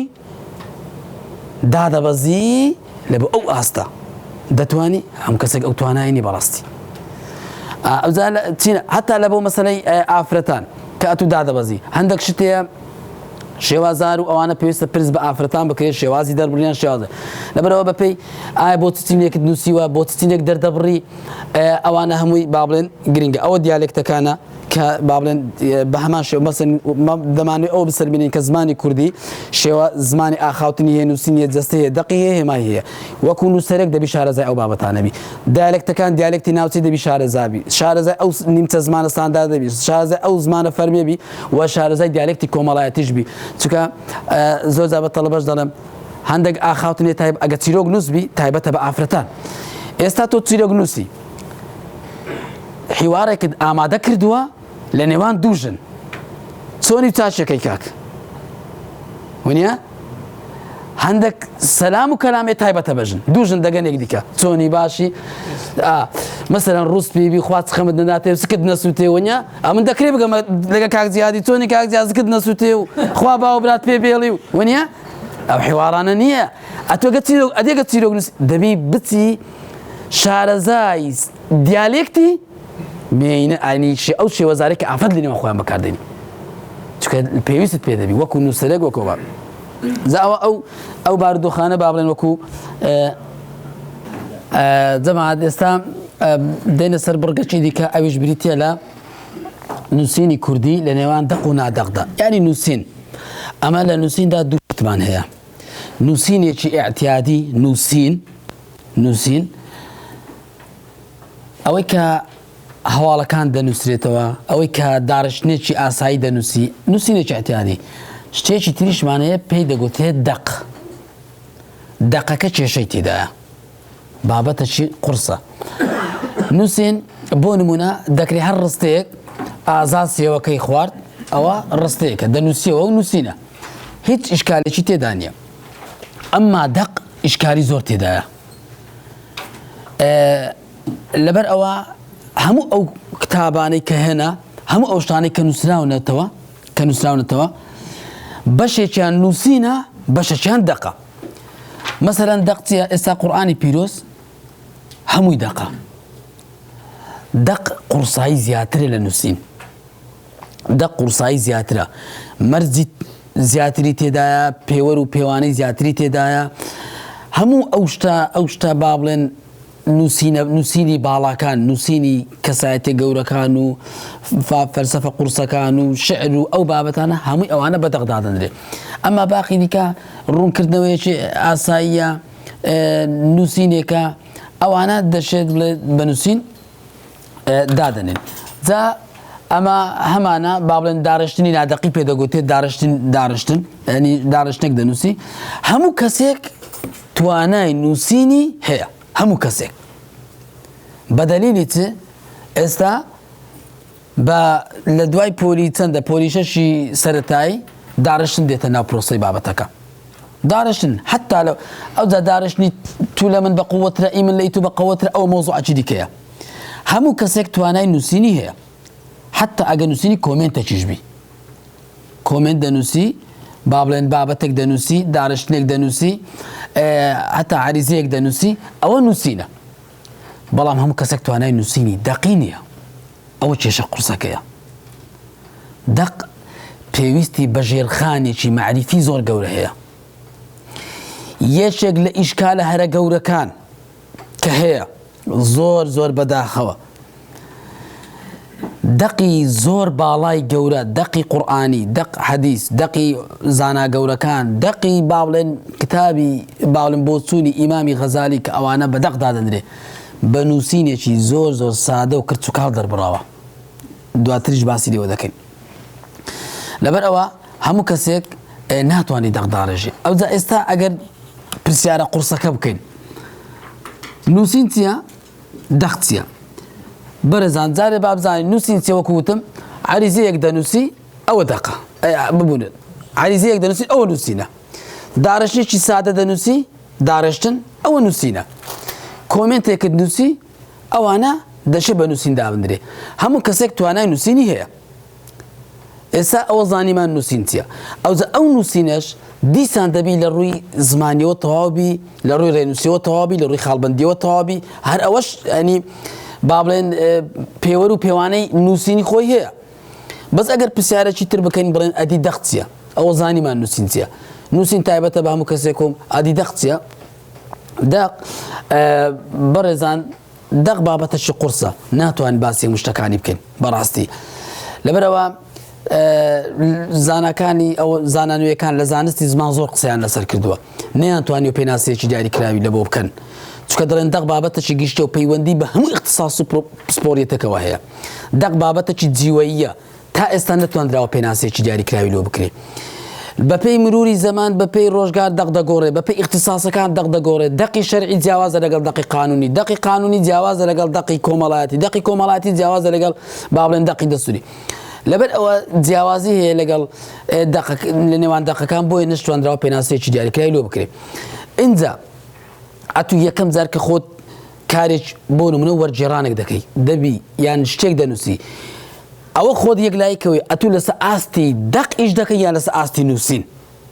چونکە لەوانەیە توانای تو نەبی لەسەر ئاستی دەقیش بکەی دەق چییە؟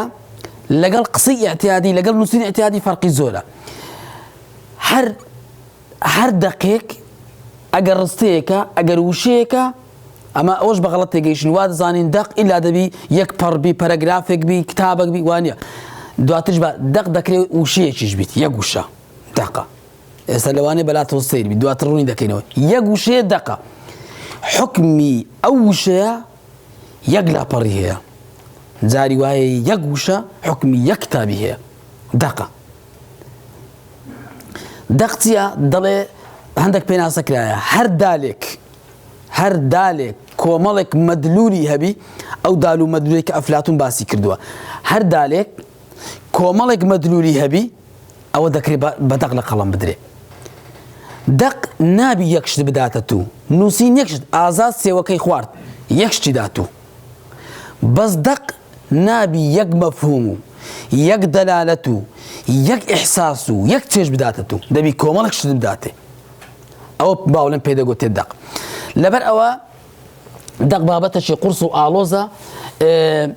دەکرێت چەندین دەلالەتی تێدابی دەلالەتی زمانی تێدایە دەلالەتی جوانکاری تێدایە دەلالەتی واتایی تێدایە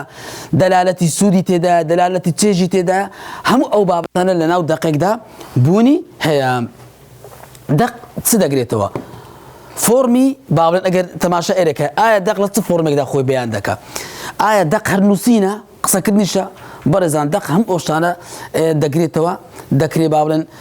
ئەوەی بکەین دەق دەکرێت نووسین بێت بە نووسین نووسرابی ئێستا قورئانی پیرۆز حەدیسی پێغەمبەر صلی الله علیه و سلم شعر و دقی شعری و دقی هەمووی ئەوانە بە دەقدا دەندرێت قەولی زاناکان ئەو بە دەقە ئێستا دواتر لۆ یعنی دەسەرمێنین کە ئەوانە لۆ دەقا باوڵێن دەکرێت نووسین بێت دەکرێت وتن بێت قسە بێ قسە یعنی قسەی ئاعتیادیش دەکرێت بە دەقدا بدرێت دەکرێت وێنە بێت وێنە یەک وێنە مەسەلەن دەکرێت بە دەقدا بندرێ بۆ نمونە تابلۆکەی ئەو تابلۆ هەرچی تابلۆیە دەقە لەبەرەوەی وەرە لە دیار لەگەڵ نووسەرێک وێنە کێشەکە دابنیشە دەڵێ ئەو تابلۆ دەلالت لە چ دەکا 20 دەلالت لە تابلۆکەی لێ دەخوێنیتەوە لەوەتەی لیۆناردۆ داڤینشی مۆنالیزایەکەی دروست کردێ بزەی ژۆکەن تا ئێستا 100 تەفسیری لۆ کراوە هێشتاش خۆی بەدەستەوە نەداوە کەواتە ئەو تابلۆیە دەقە لەبەرەوەی خاوەنی کۆمەڵێک دەلالەتە ئەو تەفسیری جیاوازی لۆ دەکرێت ئەوە لەبەرەوە دەکرێت وێنەش بێت جوڵە دەکرێت جوڵە بی و دەقیش بیت دەکرێت جوڵە بێت دەق بێت ئێستا چێ دەتوانی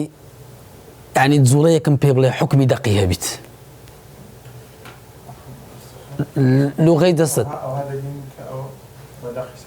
مانای چێوە زیاتر ئێستا لە وڵاتەمەکە دەبین یەک ئاڵا یەک نەتەوە و یەک ئاین و یەک زمان بەڵێ باش باش مانای چێوە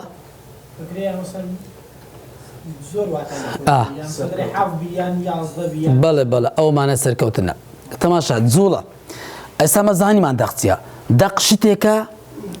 لە یعنی ئەگەر وا دابنێن جەماعەت ئەوە دەقبی ئەوە دەق قالبی ئەوە قالبی دەقبی وشەکە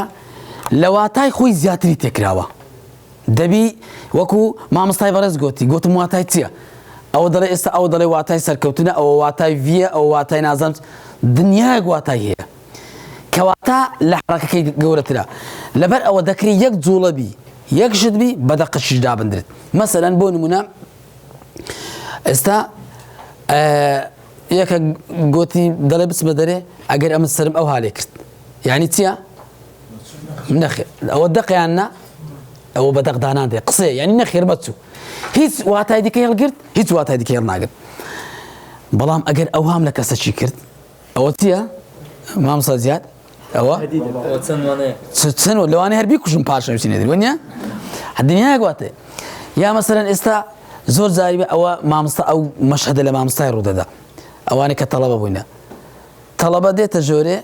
نام تەڵەبە هەم جارە نمونە مەسەلەن تەڵەبە دەڵێ مامۆستا بچمە دەرێ ئەو هادەکەی ئەوەی قسەیەکی اعتیادی ڕستێکی یعنی نەخێر مەچۆ دەرێ هەمان سەر لە قاندن دەکرێت ببێ بە دەق نیو سەعاتە محازەر دەستی پێ کردێ تەڵەبەک دێتە ژۆرێ شڕ و شەپڕێ و لە دەرکەی نادا نەق کتابی وێ نەق قەڵەمی ڕازێتە ژۆرێ بە عەشایری و بە دەنگەشی وەر مامۆستا بێ بە ژۆرێ دادەنیشی مامۆستا ئەو هات تەماشای دەکا ئەو سەر لە قاندنەمانای چییە يعني مع الأسف لوتو مع الأسف لو أوبر وردي بدأ هزار معناه هي تن بزان أوصل لقاندنا لو يتزوليك حكم يك دقي ذكر حكم دقي بي أجر يك واتاي روتي هبو أو دقني أما أجر كومالك دلالاتي هبو أو واتاي زاد ذكر الرنج بي استار رنجي ترافلايت رنج كان سورو وأنا دقة رنجي سور لترافلايت معناه تيا بكيف خدواتاي ليك دوا هەروە یعنی ڕاوەستە بڕۆی تووشی غەرامە دەبی بڕۆی یاسات پێشێر کردێت دنیایەک لێکدانەوە هەیە سپی مەسەلەن بۆ نمونە ڕەنجی ئاشتیە ڕەنجی ئەو دەبە پێی کللتورەکانیش ئەوەش دەگۆڕێ لۆگۆیەکان ئێستا ئەو لۆگۆیە هەر لۆگۆیەک دەکرێت چەندین مانای هەبی ئەوە مانای ئەوە هەتا دێتە سەر با بڵێن دەنگوانە ئەوە دەقە دەق چییە شتێکت پێشان ئەدا قالبێکە بەڵام لە قالبەکەی زیاتر هەڵەگریت ئەگەر بیکەوە وەکو پەڕەشوت وایە ئێستا پەڕەشوتی سیارەی زیب کراوە لە ناو قۆدێکی ئەو هاداراوە بەڵام ئەگەر بتەقی قەبارەکەی چی لێدێ دەقیش وایە شتێک ئەوها بچووکە بەس کلێکی دەدەیوە دەیان لێکدانەوەی گەورە هەڵدەگری لەوانەیە هەموو ئەو لێکدانەوانەش ئەوەیە بۆی تەماشای قورئانی پیرۆزکە هەمووی دەقە لەو کاتێک کە هەیە هەتا ئێستا چەند تەفسیر هەیە حتى ڕۆژی قیامەتێش بەردەوام تەفسیری لێ بۆ دەی هیچ تەفسیرێکیش ناتوانێ ئاەتەکانی قورآانی پیرۆز تێر بکە یعنی پلەی بەرزی دەقێتی قورآن هێندە گەورەیە میدادن لکەلیماتی و نە ئەوەی هەر خوای گەورە بەخۆی ئەگەر هەموو دەریا و بەحرەکان هەر بەخۆی پێش بە خەڵکەکەی گوتیە هەموو دەریا بابی تەمەرەکە هەموو دار با ببنە هێشتا ناتوانن مانای ئەو دەقانە لێک بدەنەوە ئەوە دەق فەرمودی پێغەمبەر ئەمە فەرمودە ناسمانێک ئیشی هەموو ژیانی خەریکی لێکدانەوەی دەقەکانە ئەوانە دەقە و دەبی وەرجێڕانەکەش لەسەر ئاستی دەق دابێت دواتر با بڵێن باسی لێوە دەکەین جا ئەوە با بڵێن وەکو بابەتی دەق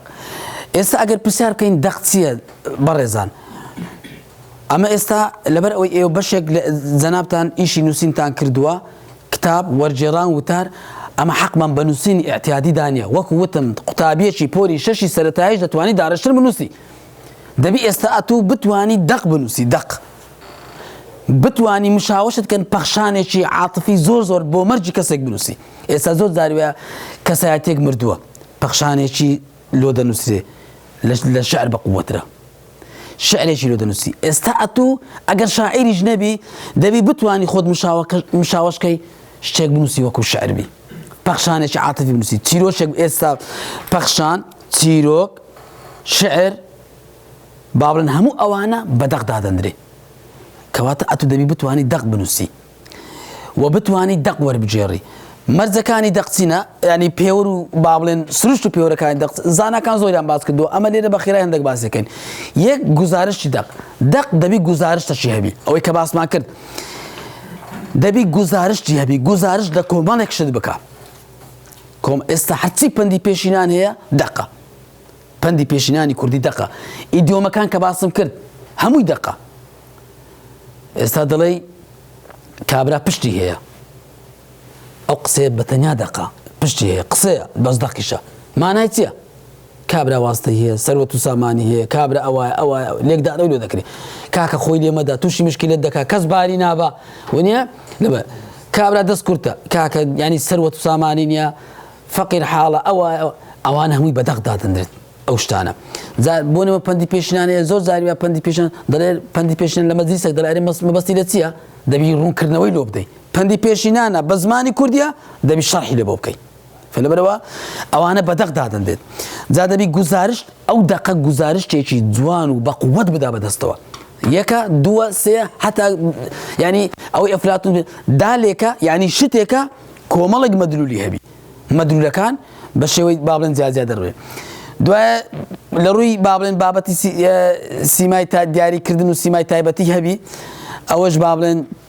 ینی سنوور بەندەکەی دیاربی هەروەها بنیاتی دەقەکە لە ڕووی زمانەوە دەبی بە زمان دەربڕدرابیت ئەوزە وشە پێش هەموو شتێک دەنگت دۆ بەکاری نابی دەنگەکە لێکدا بوو بە وشە لێکدا بوو بە دەربڵین و تابیر ئەوە با بڵێن زانە لۆتمان ئەو بۆچنێ ڤان دایک دەڵێ دەق دەبی دوو بنیاتی هەبی بنیاتەشی ڕووکەش بنیاتەشی قوڵ ئێستا هەرچی پەندی پێشینانە دوو بنیاتی هەیە دەڵێ دەستی ماندوو لە سەسکی تێرە هەمووتان تێدەگەن دەست ماندوو سک تێر لە وشەی تێر دەگەی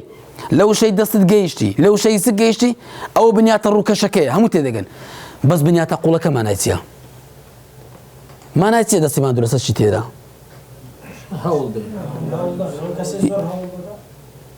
بەڵێ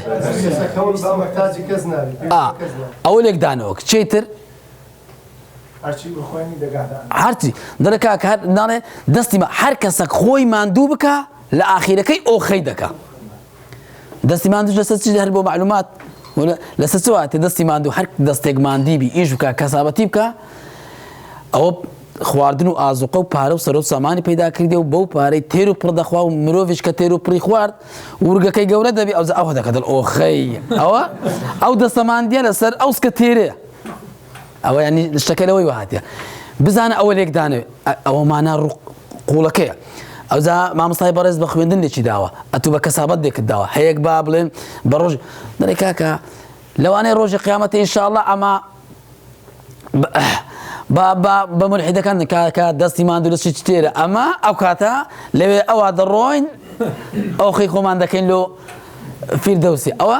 هەر کەسە بە پێی مانایەکی خۆی لۆیە بنیاتی قوڵ دەبی لە ناو دەقدا بوونی هەبی ئێریک ئەنکفیست زانایەکی دیکەیە دەڵێ دەق دەبی لە ڕووی ڕێزمانیەوە تەواوبی دەق پشت بە بنیاتی ڕێزمانی تەواو دەبەستی ڕێزمان دەبی تەواوی زۆر میهمە بەڕێزان چونکە ڕستەی ناتەواو دەقی ناتەواو بەرهەمدێنی هەر ڕستەیەک ناتەواوبی دەقەکەش ناتەواو دەبیت ئەوە با بڵێن زۆر ئەوەی دەڵێ دەق پشت دەبەستێت بە شێوەی بێکەوەڕستان پەیوەندی نێوان دەق دەبی ڕستەکان بابەتەکەت وروژاندیە سیاقێک دروستەبی بابەتی تەوەرەی ئێمە بەڕێزان ئێستا لەسەر چییە؟ تەوەرەی ئێمە لەسەر مەسەلەن داڕشتنێکە لەسەر دایک خۆشەویستە و یاڵە هەر کەسێک جوملە بدەن ئەوە لە داڕشتنی ئینگلیزی هەیە هەر تەڵەبەیەک جوملەیەک بدا لەسەر دایک هەموو جوملەکان کۆ دەکرێتەوە دەکرێتە داڕشتنێک لەبەرەوە دەبی ڕستەکان پەیوەندی پێکەوە ئێستا تو داڕشتنێک نووسە بڵێ دایک ڕێزی هەیە خوای گەورە ڕێزی لێ نایە و ئەوایە و وەڵا بەنزینیش گران بووە تەواوە هیچ عیبی نییە قسەکە بەنزین گران بووە بەڵام بەکارهێنانی ئەو ڕستەیە لەناو ئەو داڕێژتنە پەڵەیە قەمیسێکی سپی پەڵەیەکی پێوەیە ڕستەکە پەیوەندی پێکەوە نییە شفتی پلایزەکەەوەی لە بازاری وە دەڵێ بەڕاستی فەلەبەر ئەوانە لە ناو نووسیندا زۆرە لە ناو نووسیندا زۆر جاری وایە نووسەرەکەی مەسەلەن مامۆستا مەلا عەبدوڵڵای جەلیزادە تەفسیرەکەی مەلای گەورە مەلا محەممەدی کۆی مەلای گەورەکە عادەتە چیە لە تەفسیرەکەیدا زۆر شتی خۆش دەژێڕێتەوە بەڵام خەڵک دەبانی هونەری بردن هەیە دەکرێت دەڵێ هەر بۆ خۆشی ئەوە دەجێڕینەوە یعنی ڕاوەستە لە مەوزوعەکە زۆر لە محاضەش بۆ دەڵێ دەرشەرع دەکەی لە محاضەڕی دەڵێ هەرچەندە لە بابەتەکەش دەرەسین هەر لۆ خۆشی شتێکتان دەژێرم یعنی نوقتە باسی بابەتە علمیمان دەکرد ڕاوەستە لێوێندەر یەک دەقە جلۆ بەسەراتەی بگرە ینی لەتیفەیەکە خۆشیەکە چێژ وەردەگری دێنەوە سەر بابەتەکە هونەری بردن هەیە لە بۆ بابەتەکە لە نووسینیشدا ئەوە هەیە هەر بۆ خۆشی باس لە بەسەراتێک دەژێڕینەوە ئەو مەسەن زۆر جار ئەوە مامۆستایەکیان کەسێک وا دەڵێ بڵێ ینی ئەزانین کووە با بڵێن هەیە ئەو تەکنیکەی مەسەن عەلادین سوجادی ئەو تەکنیکەی هەیە مەلای گەورە هەیەی مەلای قەدیم هەموو هەیتیان مەلای قەدیمەگە لەگەڵیان دانیشت چکە هەندیان لە حوجرە وەشی گوتی بەدفەڕی کردی هاتینە ئەویان کردیە ژیانی ئەوە ئیتر بەسەراتی خۆشیان زۆر لەکنە چیان زۆر تێکەڵم لەگەڵیانوانە دنیایان زۆر دیتە بەسەرهاتی سەیریان لەکنە جا لەسەر هەر مەوزوعێک ئەوان بەخۆی دەڵێن ئەوان ناڵێن نوکتە دەڵێن لەتیفەیە ئەوان چکە لەکنەوە نوکتە نییە ئیتر ئەوە بەزمەبەستم چییە ڕستە و شتەکان لە نووسیندا دەبی پەیوەندی بێکەوە هەبیت ینی ناکرێت شتەکە ئەوەندە لێ وە سیاق ئەمە سیاق ینی ژینگەیەکە بەرەزان ئێستا ئەمە باز لە بابەتی دەق دەکەین هەر لەو بابەتە ترازە سیاقەکەت گۆڕی سیاق ینی ژینگە ئێستا ژینگەیەک دروست بۆ لێرانە مەسەلەن خاصم بەنسبەت مامۆستایەکی ئاینی جاری وایە محاضەرەیەکی ئاینی دەدا ژینگەیەکی ئیمانی دروست کردووە لە بۆ تەماشای خەڵکەکەی دەکا هەمووی مەسەلەن ئەسەف دەخات و هەمووی تووشی بیرکردنەوە کردووە لەناو ئەو ژینگە ئیمانیا بڵێ کاکە مەسەلەن باسی بکە ئەرێ دەبی ئێستا سعری خانی بە چەند دیبن دەبیتە پەڵەیەک لەناو پەڕێکی سپی ئەو بابەتە قسەکەی معقولە لە ڕووی ڕێزمانیەوەتەوە ئەوە بەڵام ژینگەکەی تێکدا ژینگە ئیمانیەکەی تێکدا ئەنی جا لەبەرەوە ئەوەش یەکێکە لە مەرجەکان ڕۆمان جاکۆبسن با بڵێن جگەلەوەی لای دیبۆگراند حەفت پێوەری دانایە دەڵێ دەبی دەق ڕستەکان بێکەون و سابن گونجان هەبی لە نێوان ڕستەکان مەبەستەکی تێدابی و پەسەند بی لەکن خوێنەر قسەکە دەبی پەسەند بکری هەڵوێستێک بنوێنی هەڵوێستی تێدابی و دەقاوێزان یعنی دەقاوێزان یعنی معریفەیەکی تێدابی لە معریفەی پێشترشتی مژیبی و ڕاگەیاندنیشی تێدابی ینی خەبەرێک هەواڵەکی تێدابی ڕۆمان جاکۆبسن زانایەکی زمانەوانە نوێیە لە زمانەوانە نوێیەکانە باز دەوەی دەکات دەڵێ دەبی دەق چەند ئەرکەکی تێدابی یەک لە ئەرکەکان ئەرکی عاتفیە ئەرکێکی دوو ئەرچی گەڕانەوەیە ینی مەرزعبی دەق مەرزعبی لە بۆ تووشی گەڕانەوەت بکە مێشک تووشی گەڕانەوە بکە لە بۆ ئەو معریفەی کە تو خەزت کردیە لە دیوی ژۆرێ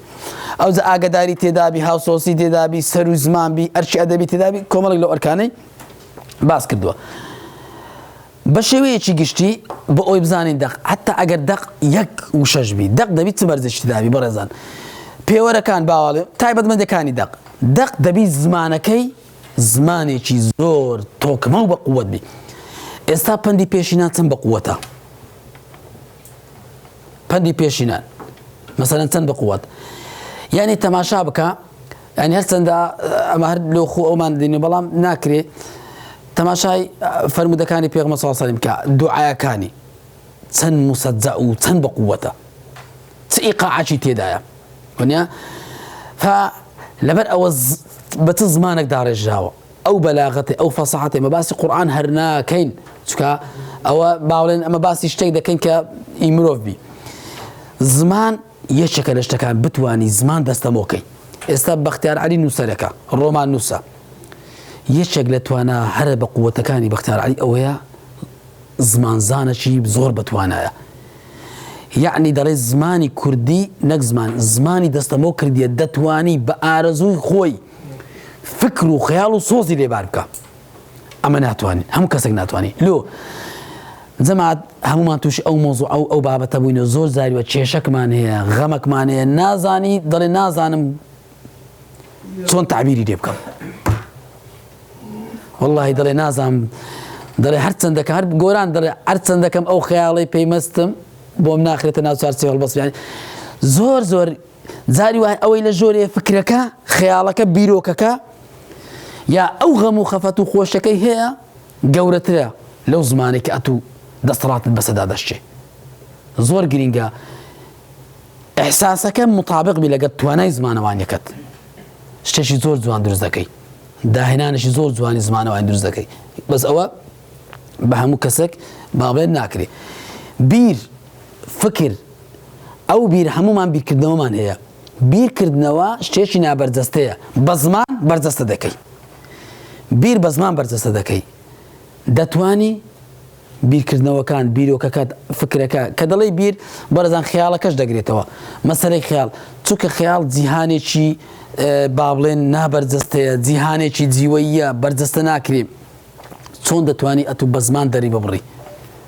بە زمان فلەبەرەوە ئەوەش بیر یعنی ئەو دەقە دەبی لە ڕووی زمان هەست و سۆز دەق دەبی هەست و سۆزی تێدابی ئەگەر دەقە تەماشاکە لە هەندێک شوێن جاکە دەڵێ هەست و سۆز هەردووچی دەگریتەوە خۆشی و ناخۆشی ئێستا لە دراماتیکدا لە شعری تراژیدیدا قووەتی دەقەکە دەوەیدایە بتگرینی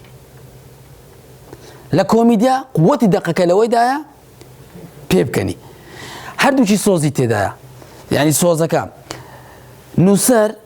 چکە دەڵێ سۆز لە ڕووی سایکۆلۆژیاوە دەڵێ وزەیەکی بێلایەنە ئێستا هەمومان سۆزمانەیە ئەوایە دەکرێت ئەو سۆزەی بکەیە گریان لە حاڵەتی ناخۆشی و غەم و پەژارە دەبیتە گریان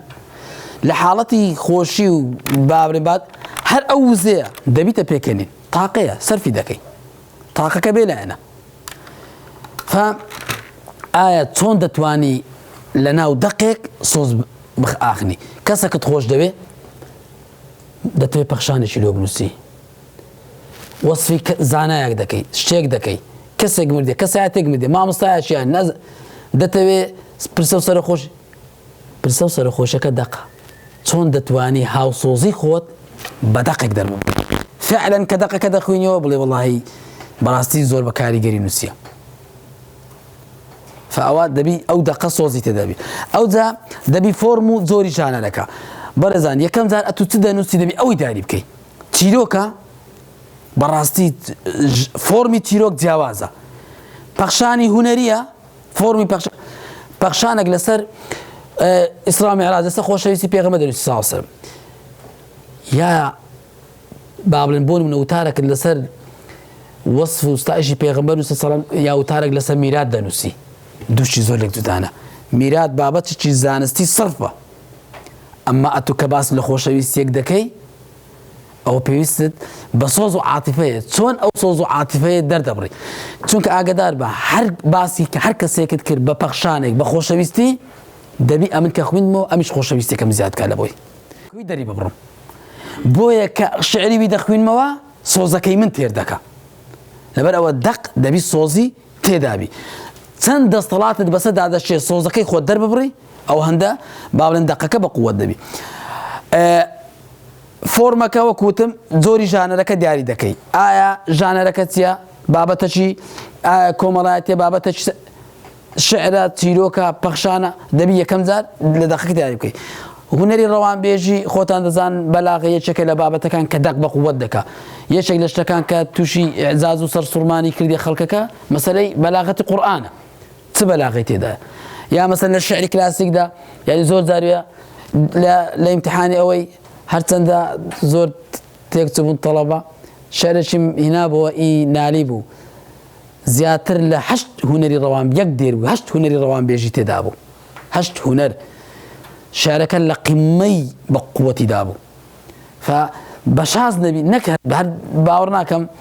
هیچ تەڵەبەیەک نەبوو نەیزا بۆیە بەلاغە دەق بە قووەت دەکا هەر چەندی بەلاغە لە ناو دەقەکە دابی هێندە دەقەکە مستەوای دەقەکە بەرز دەکاتەوە چێژ دەبی دەقەکە چێژی تێدابی کتابێک دەخوێنیەوە ڕات دەچێشی دەست بەرداری نابی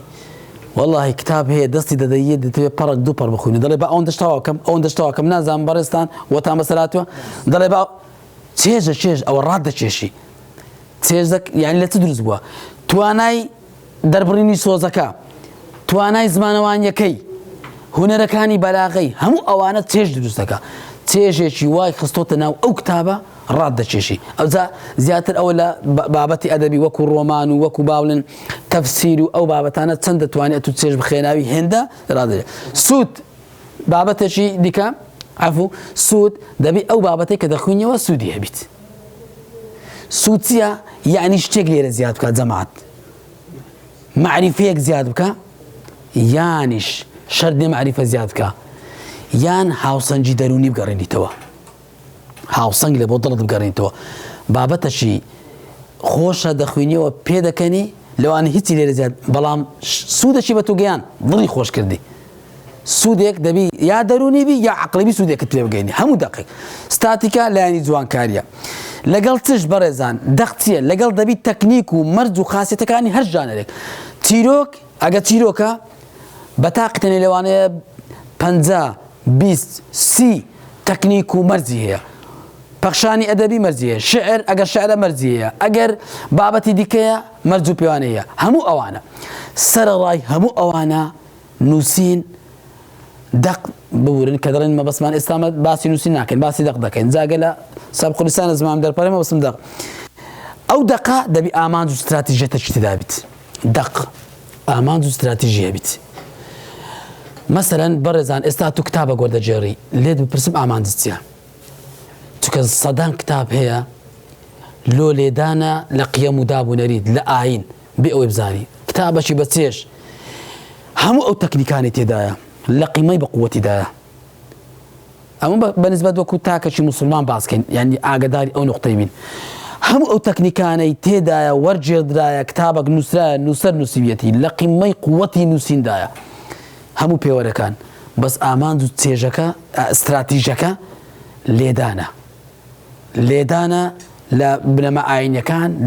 لە بەها کۆمەڵایەتەکان لە بنەما ڕەوشتەکان دەوێت لێیدا ئەتوو دەقێک دەنووسی هەموو ئەوانە ئەو پێوەرانە دەبی بکێ وەسیلەیەک یەک ئامانجت هەیە کە دەبێت کاکە پەیامی قورئانی بە خەڵکەکە بگەینم ئامانجی من ئەوەیە استراتیژی کارکردنی من ئەوەیە کە پەروەردەیەکی ئیسلامی پەروەردەیەکی کۆمەڵایەتی بەدەق کە ئەو پێوەرانەم تێدا ڕەچاو کردیە بە کەسێکی تر بگەینم فەئەوە وەکو پێوەر و با بڵێن بنەما شتەکانی دەق ئێستا بەڕێزان دەق لە زمانی کوردی لە زمانی دیکەش قەبارەی دەق چەندە قەبارەی دەق پرسیار بکەم وشەیەکە ڕستەیەکە یان پەرەگرافێکە هەندێک لە زاناکان زانای قەدیم ئێمەوە لێرە هاتبووین نازانم ئێوەش چەوەتان بیستیانە دەیانگۆ بکتوترین دانەی زمان دەنگە دوایە دەبیتە وشە باسی بڕگە و ناوەندەکان نەکەین دەنگ وشە گرێ ڕستە پەرەگراف دەیانگۆ دەق دەبی لە ئاستی پەرەگراف دابی کە دەڵێی دەق لە ئاستی پەرەگراف بیت بەڵام لە زانستی نوێی زماندا ئیسپات بووە یەک وشەش دەکرێت بکرێ بە دەق وشەیەک حکمی دەقی هەیە مەسەلەن هەندێک دەڵێن دەبی ئەوە بۆ سوینی زاناکانە هەندێک دەڵێن دەبی دەق لە ڕستە گەورەتر بی دەڵێ یەک ڕستە نابیتە دەق هەندێک دەڵێن دەبی پەرەگرافێک بی هەندێک دەڵێن دەبی دەق کتابێک بی یەک کتاب ئەو کاتە بە دەقدا دەندرێ چونکە ئەو هەموو شتانەی پێوەرانی باسمان کرد شەرنێ لە وشەچیدا هەبی وانە یەک کتابە ئێستا تو لەوانەیە بپرسی بڵێ کاکا من چۆن دەتوانم داڕشتنێک بنووسم ئەو هەموو مەرج و پێوانە و پێوەرە قورسەی تێدا بەردەستە بکەم فلەبەرەوە هەندێک دەڵێن دەبی کتابێک بی ئەوە بۆ چونە بەڵام لە زانستی نوێی زماندا ئیسپات بووە دەق دەکرێت وشەیەک بی ئێستا لەوانەیە بڵێیت چۆن ڕوونکردنەوەی لەسەر ئەوە با بڵێن دەدەین بۆیە ئەو زانە مەسەڵەن ڕۆڵان بارتە هێلم سلیفە تۆدۆرۆفە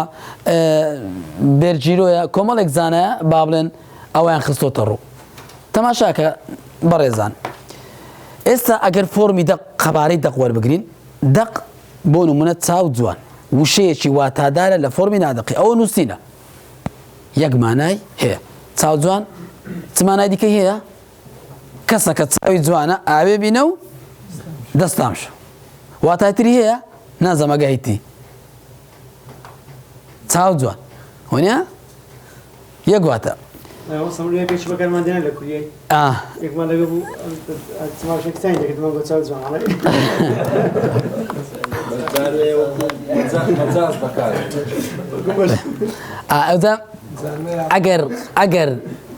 کۆچت پێکرد وشەکە ئەوە ژینگە ئەوە ئێستا سیاقەکەنی سیاقێکتان دروست کردیە وانە ئەنگۆ سیاق 5-6 برادرن سیاقێکتان دروست کردی هەر ئەوە تێیان لێکتی دەکە دەگەیشت ئەگەر کۆچت پێکرد وشەکە بۆ دنیای مەجاز وشەی واتادار ئەوە لەوەی دەشۆرێت دەڕوات ئێستا چێ دەتوانی وشەیەکی ئەو هەم پێ بڵێ بەس دەق بیت وشەیەکی هاوشێوەی ئەوەی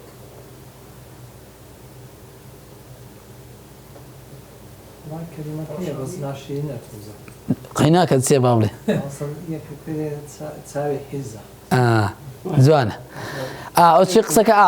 قسەکە زۆر جوانە ڕاستە ئەوەی ماستە بەڵام بە ئەمە ئەوچی گوتی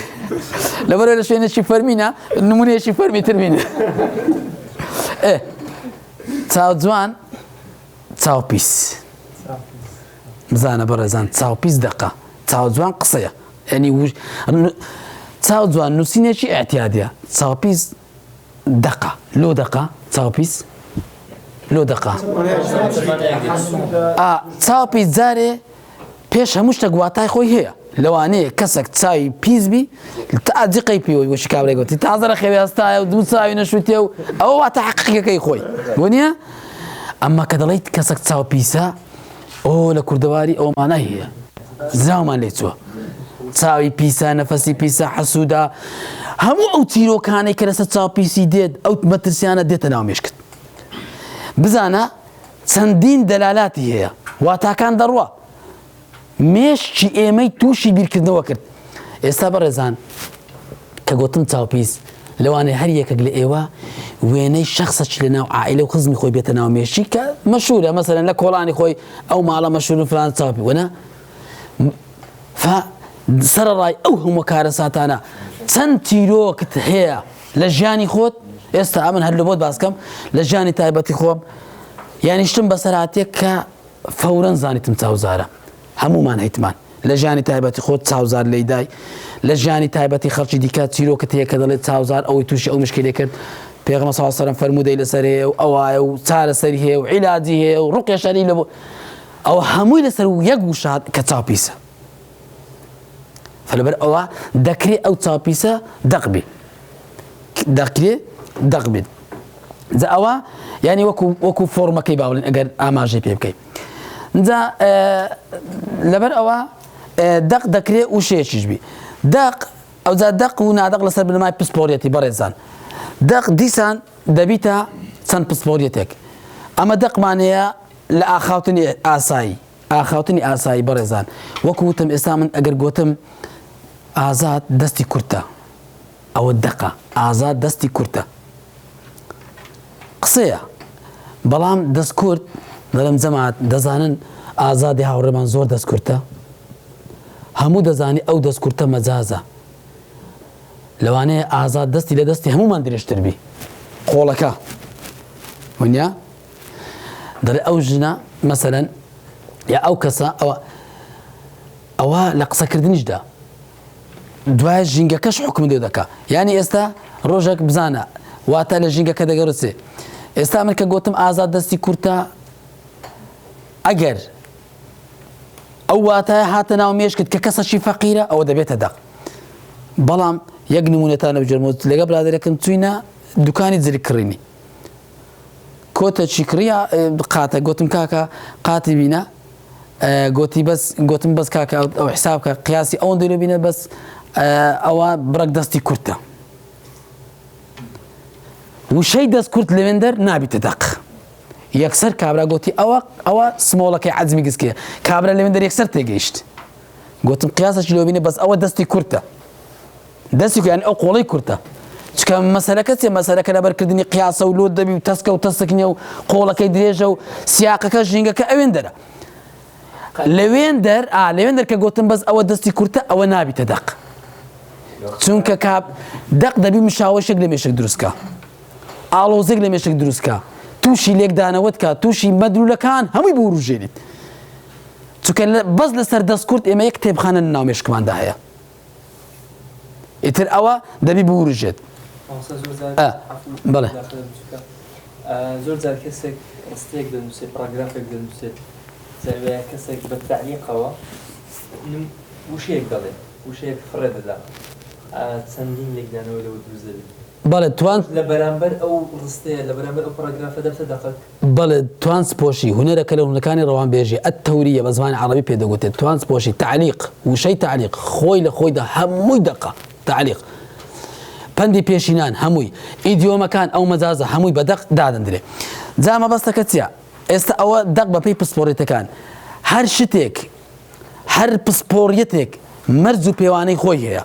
بۆ نمونە لە ئاخاوتنی ڕۆژانە دەقی ئەدەبی مەرجی خۆی هەیە ئەگەر شتێک لە ناو ئاییندا بە دەق دابدرێ شەرت نییە لە ناو ئەدەب بە دەق دابدرێ بۆ نمونە ئەمە دەقی ئاینیمان هەیە بەڕێزان هەر ئەسڵەن زانای ئوسوول با بڵێن پێناسەی دەق دەڵێت دەق بەچ دەگوتێت دەق بە حکمەکی شەرعی دەگۆڕێت کە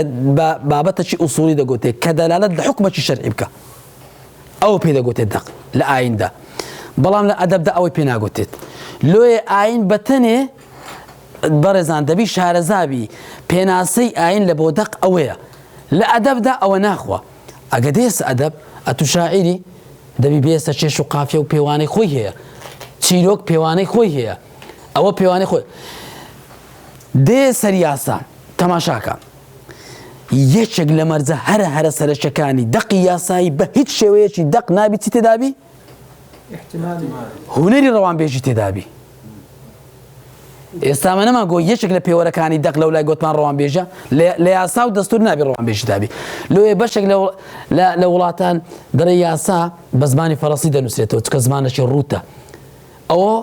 مانای ئەوەی ئێستامە قانون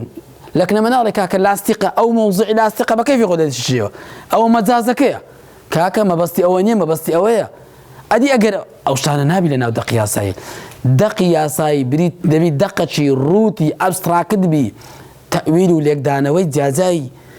بۆ دروست نەبی ئەمن لێکدانەوەشی بۆ بکەم لەکن حاکمی خۆم پێ ڕزگار بکەم نابی فلەبەرەوە لە ناو یاسا شتێک دەقا لە ناو ئەدەب شتێک دەقا لە ناو ئاین شتێک دەقا لە ناو زانست یەکێک لە خاسەت و پێوەرەکانی دەقی زانستی زۆر جارش باز دەکەین دەبی دەقەکە بە زمانێکی زانستی بنووسێت نابی ڕازاندنەوە و لە ئەوان هەست و سۆزی تێدابی وانە لۆ مامۆستای بیرکاری خۆشەویست نییە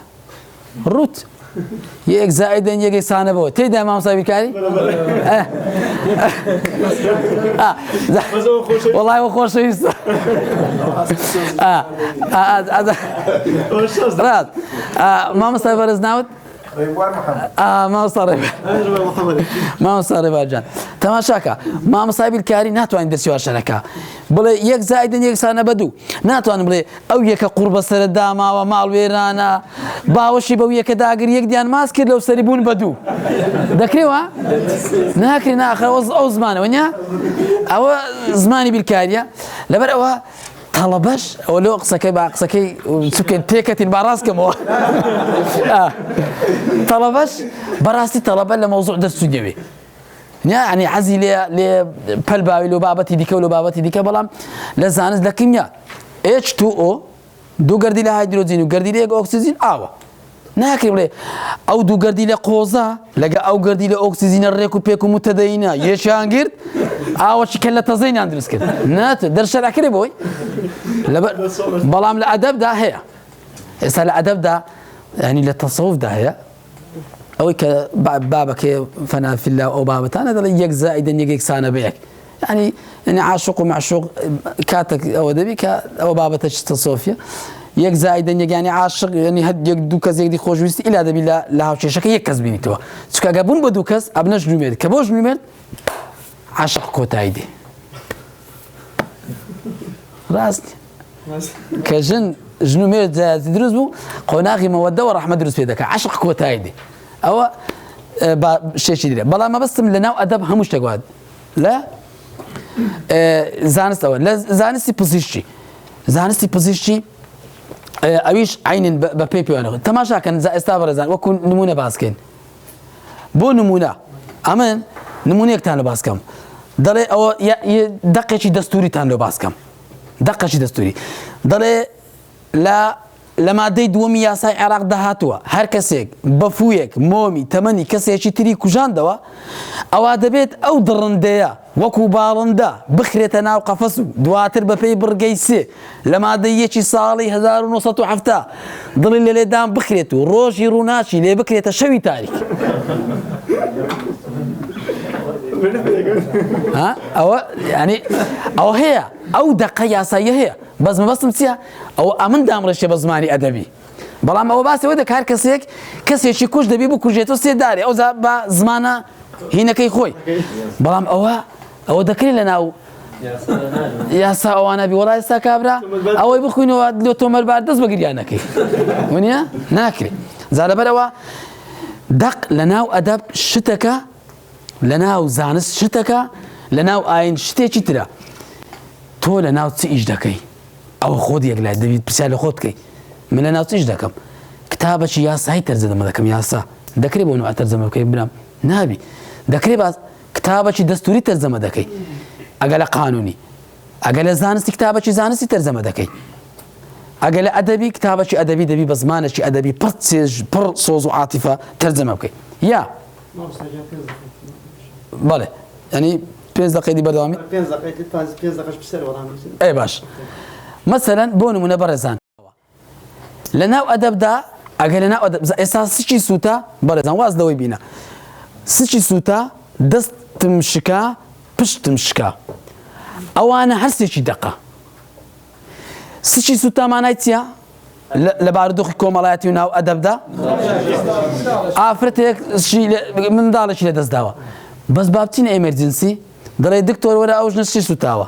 ناڵێ بەداخەوە پێم ناخۆش بوو یەکسەر دەڵێ بڕۆ درێژی کە بزانە وەرە هەموو مشاوەشێک دروست مێشتی لە ئەوە دەچی کە ئافرەتێک ئاگری لە جیبەر بوو ئاوی گەرمی بەسەر زیجدا ڕژراوە لە ئێمەرجنسی بەڵام لە بارودۆخێکی کۆمەڵاتی و مەجلیسێک باز دەکەین ئەو ژنەش چی سوتاوە یان کە دەڵێ دەستم شکا مەسەن کاتە کارەسات برا گەورەکە بابتە یەکێک مەسرەفتان دەرەکا کە دەستم شکا من دەستم شکایە ناڵێ یا مەسەن دەڵێ پشتم شکا ئەو کابرا لە بارودۆخی کۆمەڵاتی کەسێک دەڵێ پشتم شکا پشتێکی پانی پێوەیە وەنیا هیچ عیبی نییە نەشکاو بەس وەڵڵاهی ئێستا بچینەکەن بەیتار دەڵێم کات دکتۆرەوە پشتی شکایە وەنیا ئەو بەیتارکو تێدەگات دەڵێ کاکە درێژی کا دەسێسە پشتی ئەوە بە پێلاقان تێک و پێچی دەدا ئەگەر نەشکاوێت ئەوجا بۆیە ئەوانە دەقە بەڵام لە شوێنی جیاجیا شتەکان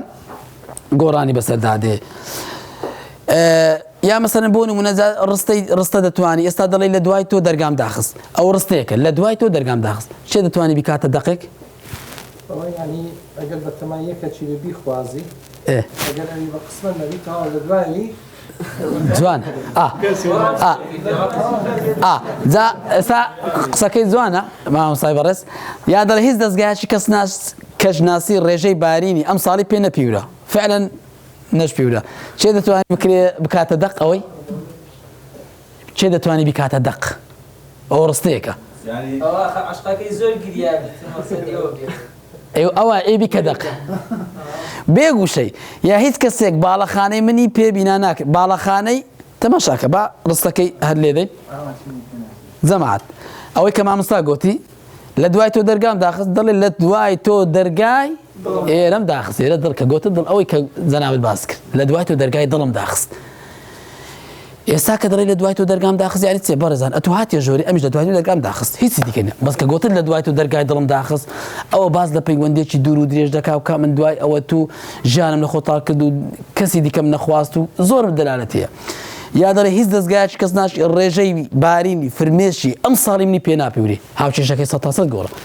حەقم بە لافاوەکەدا چێ و حەقم بۆدا چێ و ئەمن خۆم لافاوەکەم دروست کردو ئەوەی شاعیر دەڵێ ونیا بزانە شتەکە لە خسەر خۆمانە یان دەڵێ هیچ کەسێک باڵەخانەی ژیانی منی پێبینا ناکرێتەوە ئەوە مەبەستەکە لە ژیانە جا ئەوە هەنا ئەوانە دەقە ئەتو کو مامەڵە لەگەڵ دەق دەکەی لەگەڵ قسەکردنی ئێتیادی کو فەرقی دەکەی وابزانم بەپێی مامۆستا بە کۆتایی پێبینین ئەوەی دەمێنیتەوە